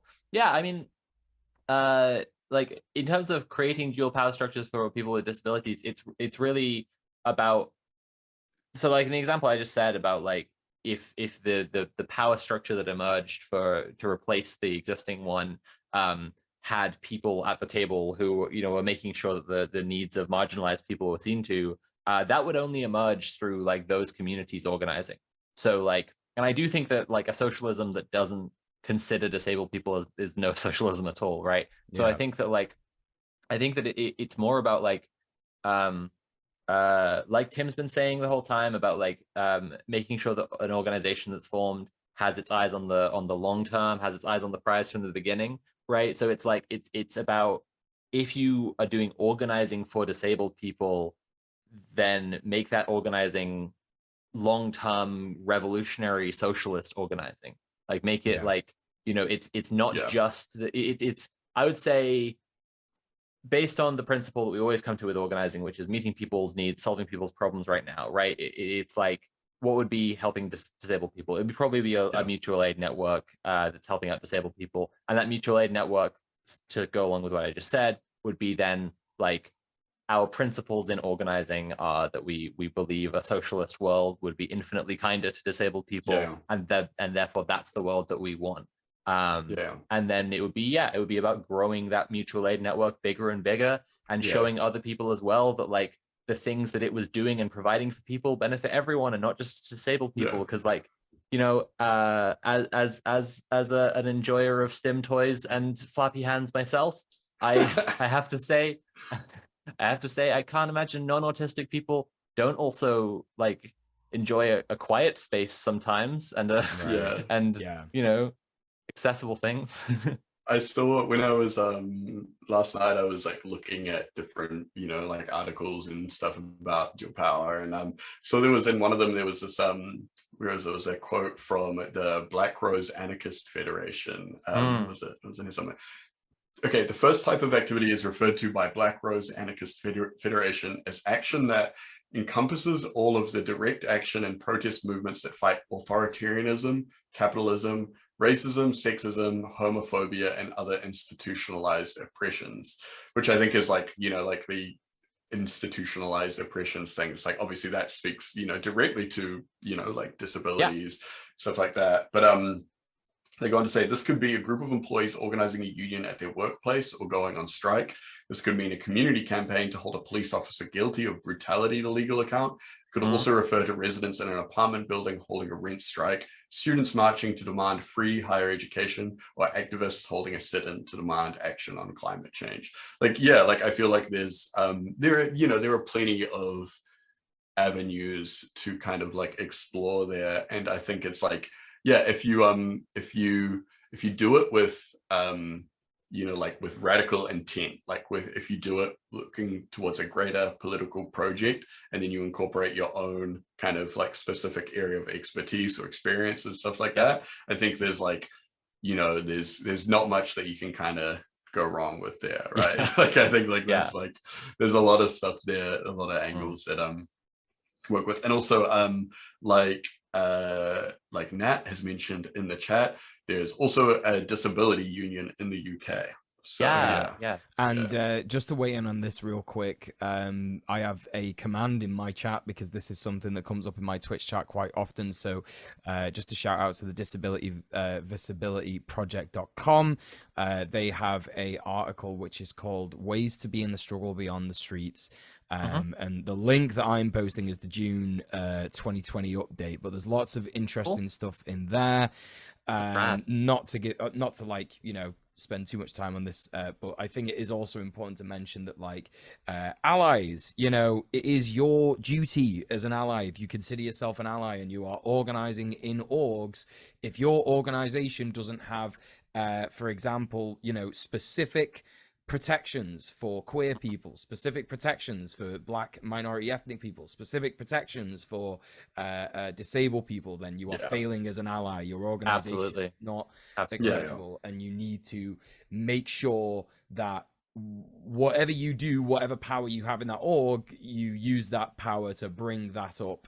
And hopefully, you know, for example, in the tenants union, we're actually creating caucuses within the union now, which are, you know, basically democratically have powers like committees, essentially. So that's something that needs to be done. I have a final note on this question, which is just that people in the Twitch chat are very accurately pointing out that everyone will be disabled if they live long enough. And so that's, you know, that's a point to just bring to this, which is like when we talk about that stitching together stage where you're like bringing together the different organizations and the different like factions of organizing, right? Like a great next step for a mutual aid org that was like helping disabled people would be to make sure that you're helping old people. I mean, a lot of those people will be people who you're already serving with that mutual aid network. But then, you know, you could also think about childcare would be a great example of like, that's people who need taking care of, who, you know, like, and that's where you start to stitch things together, right? That's a way you can start to think about it. Wilmark Wyndham also has a secondary question, which is there a major difference between affinity groups and activist groups? I think this is like, there is definitely differences. So do you want to talk about why that is? Activist groups, like, just broadly refers to any group of activists, whereas an affinity group is a specific idea. Over here we have like, there's been a couple groups of like old rich people, you know, like advocating for their own kind of like, you know, like segregated fucking communities or whatever like that. And technically that's an activist group. Like they're totally shitheads, but they are engaging in some form of activism, you know? So it's like activism is like the idea of, you know, like performing some kind of like action to promote some kind of political change or something like that, whereas affinity groups is referring more to specifically how these groups are structured and you know, how they engage with each other and stuff, I would say. Where activist group could be used to refer to just really any form of organizing and political activism, affinity groups specifically refers to the idea of people saying, we all care about this thing and we're going to come together, decide what the best thing is we can do about it. And when like it is done, when we agree that the thing has been done, like we're going our separate ways. Like this is by definition like a temporary alliance around this thing. So like if you've read How to Build Up a Pipeline by Andreas Malm, right? Like when we're talking about like the sabotage of the mechanisms that are causing climate change, affinity groups would be very capable, and in a lot of cases right now literally are like the people carrying out direct actions. Like when you see, we covered this a long time ago on the show, POT, pissed off, my favorite word, a group who did an action outside the EHRC, like dumping a bunch of piss because like they won't let trans people piss anywhere. You know, that's an affinity group. Like they came together to do that thing. You know, they're not an org. They don't have like, you know, a fund or a chairman or whatever. You know, like they're just an affinity group because they came together to perform that action, and then afterwards they, you know, go their own separate ways. The next question is from 30 Bird. There's a somewhat generational divide in organizing, that being older, on the ground established organizers who may not be in touch in online spheres, and younger leftists not sure where to go beyond the internet. Do you guys have, they're right, and they should say it. Do you guys have any ideas on how to bridge the online and material spaces in organizing groups? How do we avoid younger leftists started something that may already exist and need the support like we saw after the overturning of Roe v. Wade last summer? I mean, it's interesting. Like, you know, I don't know if there's a need for older people to be on the internet. I'm a big fan of less older people being on the internet, to be honest. So I don't know if there needs to be a gap bridge there. The whole point of Red Planet is trying to get all you nerds who are listening to us right now to go outside and do stuff. So that's my take. Anyone else? Well, my job as I conceive it is to stitch together the online and the offline left, because I do think the internet has a huge organizing opportunity for leftists. And yeah, like Mule just said, right? Like, you're watching this right now. That's what we're doing. Like, one of the a crucial part of what we're doing is like reaching people who otherwise, like, they're not going to get interviewed on the fucking BBC or CNN or, you know, they're going to get interviewed on here because we like want to show people that it's a thing that they can go and join or do if there isn't one in their area, right? And that's like that's in terms of like bridging the gap. Like, I think, yeah, it's not necessary, as just as Mule said, like, it's not necessarily that like established organizers need to be on the internet all the time, but like if influencers on the internet take the opportunity to uplift them and show everyone what they're doing, that's the way that happens. I think that's the main thing to do there, is just making, the younger leftists you're referring to in your question aware of what already exists is the main thing. And that's why we keep on saying people should be copying Red Planet. Make a Red Planet. Yeah, if you think you could do a good one of your own version of Red Planet, do it. But it's also not just like if you're a chatter and are an aspiring influencer. It's also like, I really, really wish that like influencers with bigger platforms would copy Red Planet and interview fucking real world organizers, because like there are people with like, you know, hundreds and thousands of millions of subscribers who could very easily just be like, here's a quick interview with this thing, and genuinely have a real world impact. Massively, you know? Yeah, absolutely. Speaking of also not kind of, I think there was something in the question about not doubling, you know, not trying to do something that someone else is doing or whatever. It's only for America so far, but the Black Socialists of America have an amazing dual power map. If someone was to make something like this, but global, or even just like, you know, like a European one or whatever, it would be amazing. It's kind of like a Google Map scenario, but just like looks way cooler because it's all like black and red and stuff. But you can tick off certain criteria on it and just have a look at like, oh, it's like, yeah, there is some stuff outside of America. It looks like just in American territory, so like Hawaii and stuff. Right.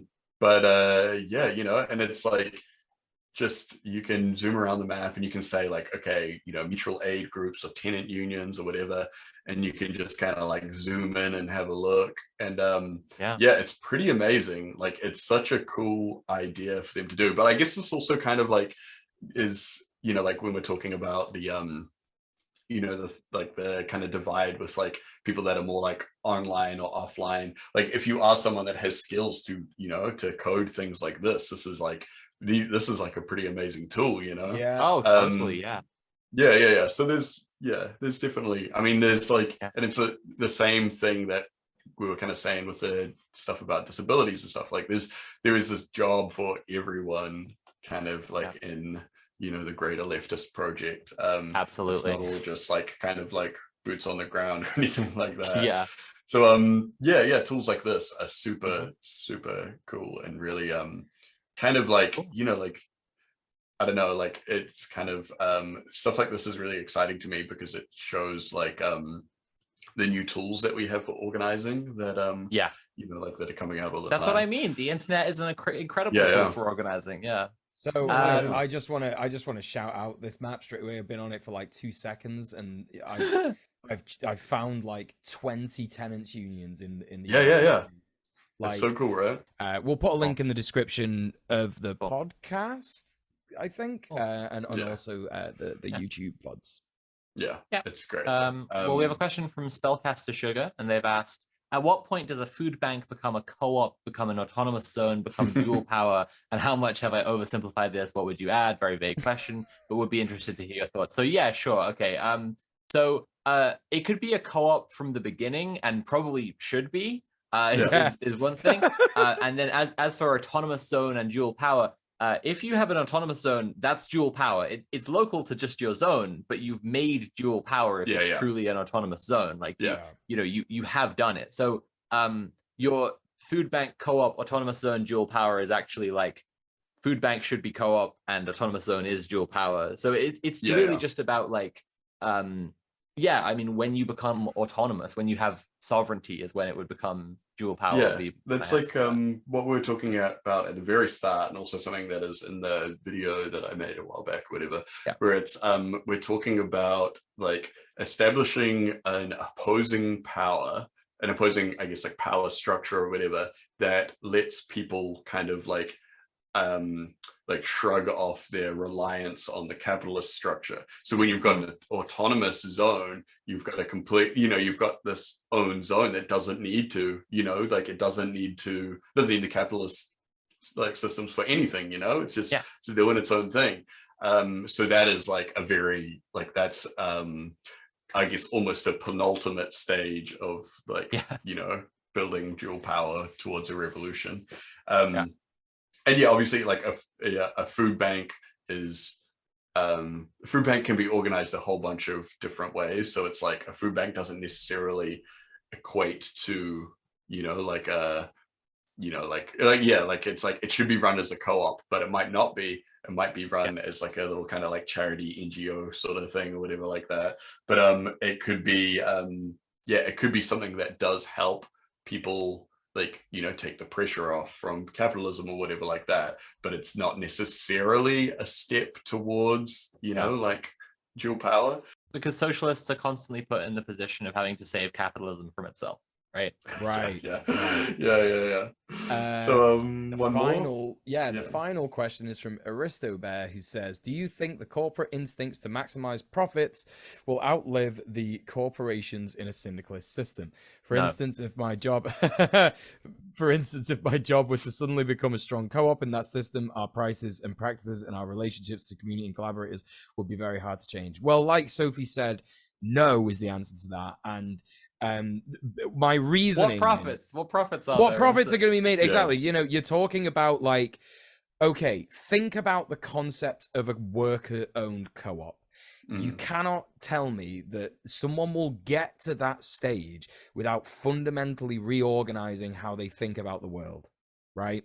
Like if you think that like the way that things are to progress in our society is that the workers own the means of production, like you're telling me that you think that they're still going to be motivated by profit. I understand the fear, don't get me wrong, I do understand the fear, but what you have to remember is that like we're living in capitalist realism. Like all of us are in completely unable to imagine this fantastical utopian outside of capital, but it exists, and it will exist, and it already exists in lots of different places. And you kind of have to look at these places in order to see how that goes. Like, for example, Jay Jordan and Issa Flammeau from the Laboratory of Insurrectionary Imagination, they made a film. I can't remember exactly what it's called, but I'm sure if you go to the episode of Red Planet where we had them on, they'll tell you what it is. But they go through a bunch of places where they've made communes. They go to a worker-owned co-op factory in Poland, and they literally are there like, we basically make the stuff that we need to make. We don't make any more of it than's necessary. And, these people that are talking are super based. Like, they're not like, do you know what I mean? They're not like desperate to make more profits. The company, Aristobear's in the chat saying the company manufactures products for contractors, so it's their profits I'm referring to. Right. The profit share goes to all the workers, right? The profit share goes to all the workers. So they're not going to be desperate to make loads of money. They're already going to be making more than enough money from the contracts that they currently have. Go on, Sophie.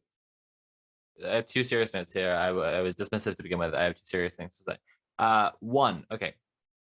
If you're talking about the job you're in right now, becoming a co-op, right now, just your job becoming a co-op, then yeah, basically yeah, there'll still be profits because you still live inside a capitalist system. You'll still want the business to get bigger, but it'll be a co-op. So the business getting bigger will refer to you getting you expanding, you hiring more people on, you know, who also will be paid the same. Like Neil was saying, you're getting an equal share. You know, you building the power of that co-op, right? But that's within a capitalist system, right? The better way to think of like full syndicalism is to think about someone's needs, right? Someone's needs for power and, so, you know, as in utilities and like food and shelter and healthcare, right? And it's like all of these systems already exist, but we could just do them without money, because if everyone was being fed and everyone had healthcare and everyone had housing and everyone had utilities, then they wouldn't need money for anything if everything was essentially free. Yes. So that's a way to think about syndicalism, right? And under that system, like once you reach that point, and that's the point where everything is a co-op, everything is fully unionized, fully organized, fully in the hands of the worker, then there are no profits, right? But yes, in the short term, yes, if your job only, if your workplace only became a co-op, yes, you would have to apply to some capitalist logics, and that is a limitation of like worker co-ops as a model for organizing. Like they are still existing as competing businesses. And yeah. The second thing I have to say is, in that system I just described, where there aren't profits, where the workers do own the means of production, there's a slightly different but related concern that I could touch on, which is like, David Graeber points out, everybody drink. David Graeber points out in Utopia of Rules that like people like to make more of the thing they do. So he's talking about bureaucracy when he says this. So like the reason we keep on ending up with more and more and more bureaucracy is that like people like to just like add more to the thing they're doing in the way that like people who make casks of wine would like to make better and more casks of wine, right? Bureaucrats want to make more of, and so on, right? That's a motivation that will outlive corporations. That's a kind of competitiveness or whatever that will outlive the capitalist incentives. That people will want their thing to be the best that it can be. But I'm not particularly worried about that, because ultimately I think of that as a very positive impulse. It is, except for you know, ramifications for the climate. And that's part of why I said earlier that like in my vision of dual power, I'd love for there to be organizing that is explicitly defending the climate as an element in there. I think Aristo Bray, the way that you framed your question is interesting for a couple of reasons, and that's because the first part of your question basically talks about the future outside of capitalism, which is post-capitalist thought, which is like, okay, well, will these corporate instincts exist beyond that? And that is an interesting question, and obviously Sophie's just, you know, spoken about like one or a couple of points of view regarding that. And then the second part of the question is like, you're thinking about it now, so you're thinking about the future and also like what is happening now. And I think that's where it's like a bit of the confusion for me anyway came from. But yeah, I hope that answers your question there. But that is it. Oh my gosh, it's the end of a Red Planet. Here we are. Well done, everyone. And yeah, I think it would be absolutely remiss for us to not mention the Patreon, because actually we didn't mention the Patreon at the end of the news segment. Are you talking about patreon.com/red_planet? Sophie, shit you not, I am. Oh my god, could you read my mind? I knew it. Yeah, I knew you could. You're a psychic. No, I can read Conrad's show notes. So yeah, listen, we are on a Patreon. We have a Patreon. It's called patreon.com/red_planet. Please become a patron. It not only means that we get to give Conrad lots of lovely flavored gruel. If you give us more money, we could potentially think about adding flavor to it. That would be nice, like bug flavor and like dirt flavor. Yeah, maybe like a roadkill flavor. I think that would be spicy. Yeah, cold cum flavor, and so we're most of the way to our next goal, and that would be really cool to hit that goal. So we hit a goal where we were able to hire a producer, and that was really cool because Conrad's helped the show immeasurably, and we love him to bits despite our jokes. But we are trying to hire an editor, which would be really amazing for helping the growth of the show even more. Please, seriously, if you're watching this or listening to this or whatever right now, check out patreon.com/red_planet and support us, because hitting that next goal would be massive for the show. Now, if you want to support us, there are a few ways that you can do that. And the first one, at £2 a month, is called Sprite Mode. Get started with your support for Red Planet by becoming a Sprite. Benefits include the sacred of forbidden knowledge you are helping the Red Planet team, early access to VODs, access to the Red Planet Discord. That's right, we do have a Red Planet Patreon Discord where we post memes and stuff. It's good. Oh my god! There's an emote of Tim's head wiggling around, going all goblin-y. It's good as hell. Speaking of goblins and Tim, why don't you tell us about Goblin Mode? Well, so Goblin Mode is the next tier up. So I think it's 10 US or $19 New Zealand currently, per month. And everyone loves a goblin. We all get a little Goblin Mode from time to time. Complete your gobology by going Goblin Mode with everything from Sprite Mode, a pack of cool Red Planet stickers for you to stick in legal places and only in places like that, and access to exclusive Red Planet Discord hangouts. So that's the first one, just gets you in the Discord. Second one is we do like little hangout streams where we hang out, watch a movie or documentary or something like that. And just kind of chat a little bit, have a good time.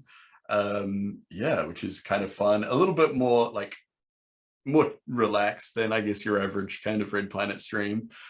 But that's Goblin Mode. That means we're all high when it's happening. High on life.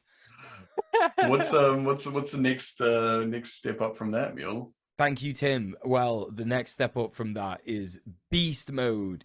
It's $20 US a month. Holy shit, are you actually going to go Beast Mode? Well, then we can offer you all the stuff from the previous lower tiers and pin badges. Yeah, that's right, pin badges. Wear your excellent new Red Planet pin badge literally everywhere. It's completely cool and good to do so. Those, I believe, are almost ready to get shipped, and Conrad is doing his best to get that sorted. So stay patient, beast moders out there, and you will be enjoying your pin badge very, very soon. But there is a final special mode. Some may call it the final frontier, and enjoy Star Trek very much as well. Sophie, what is that final frontier of the Red Planet modes? Let me tell you about Sicko, the final frontier. These are the voyages of Sicko Mode for $100 a month. So let me just clarify. If we got 3 more Sickos, that would hit our next goal. If we got like 15 beasts or like 30 goblins or just tons of sprites, that would hit our goal. So again, it's really worth you supporting us at any tier that you can. But Sicko Mode, if you support us this much, we can only reasonably offer you everything from the lower tiers, plus a very special thank you message at the end of every stream. And that thank you message sounds like this. My sickos, my lovely sickos, Goblin Games NZ and JBP, mwah, mwah, mwah, mwah, mwah. You make this show happen. Wow, thank you so much. You're literally my best friend. You can tell all your friends I'm your girlfriend. It's true. Thank you. Don't know my girlfriend. She's on a communist roundtable discussion every week. Yeah. You wouldn't know her. School. She goes to a different school. Yeah. But as well as Patreon and getting more Red Planet away from the stream, you can also get more individually of the hosts away from this stream. For example, DJ Mule, which stands for Dual Power Mule Power. Dual Power. Where can you find more Dual Power Mule Power? Well, I'll tell you. Thanks, Sophie. That's right. You can get me at twitch.tv/DJ Mule, which is DJ MUEL. For those of you listening on the podcast who don't know how to spell my name yet, that is on Twitch. I do that Monday to Friday. I basically, like I've said in the stream, we look at weird little goblin guys who do farming and grow potatoes in like cardboard boxes and shit. It's rad. Nice. We have a good time. Come there and give me money, because that is the main place that I earn my money. But you can also go to patreon.com/DJ MUEL, because that is also where I make some of my money, and that is because that's where I do all the stuff, the updates for my upcoming videos. New video is very, very, very, very, very, very close to being finished. I'm very excited for it to come out. So yeah, if you want to learn more about what that is, what it's about, all the trials and tribulations I've had making it, then go over to patreon.com/DJ MUEL. But enough about me. I want to hear about Tim. Well, so you can find me here on Twitch or YouTube as Conquest of Dread, where I haven't been streaming too much lately because I've been a little bit busy, but might do a couple little mini streams of random indie games here and there. A bunch of people have been emailing me lately asking me to play their games for them, so that's interesting. The last one, so lazy they can't even play their own games. I know, what the hell. The last one was actually the awesome Cop Killer 22XX, which was very fun, and it's just launched in early access, so check it out if you want. It's it's pretty based, it's very good. But yeah, or you can catch me over on Twitter as Dread Conquest, which is mainly just shit posting, and Duncan on nerds, and by nerds I mean turfs and people like that. Yeah, that's me.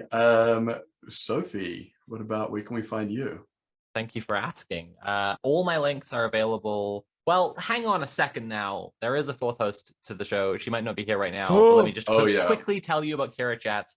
All of Kira's links can be found at linktree.ee/Kira Chats. There are some links there I can't talk about, can't name them because the Twitch terms of service, but they're good links and you should click on them. Similarly, but not the same kind of links, I have a linktree, linktree.ee/Sophie for Mars. I make video essays on YouTube. I have a Patreon that helps me to pay the bills. And I currently have a video about Theranos and Elizabeth Holmes that I just finished filming today. So it will be available early for $2 plus patrons very soon. So it would be a good time to support me. I'll also be making a video about climate change and doomerism and stuff. It's been a big one. I've been working on it for like 18 months now, and that will be available sometime next month, I'm really hoping. So please check out my Patreon. That's patreon.com/Sophie from Mars. And that's basically the good places to check me out. Yeah, cool. Next week, we're going to be talking to No More Exclusions, an abolitionist group focused on education. So join us then. It's actually, I've talked to people from this group. They're very cool. I'm looking forward to it. Bye for now. Make sure you come to that one. All right. Bye. Bye.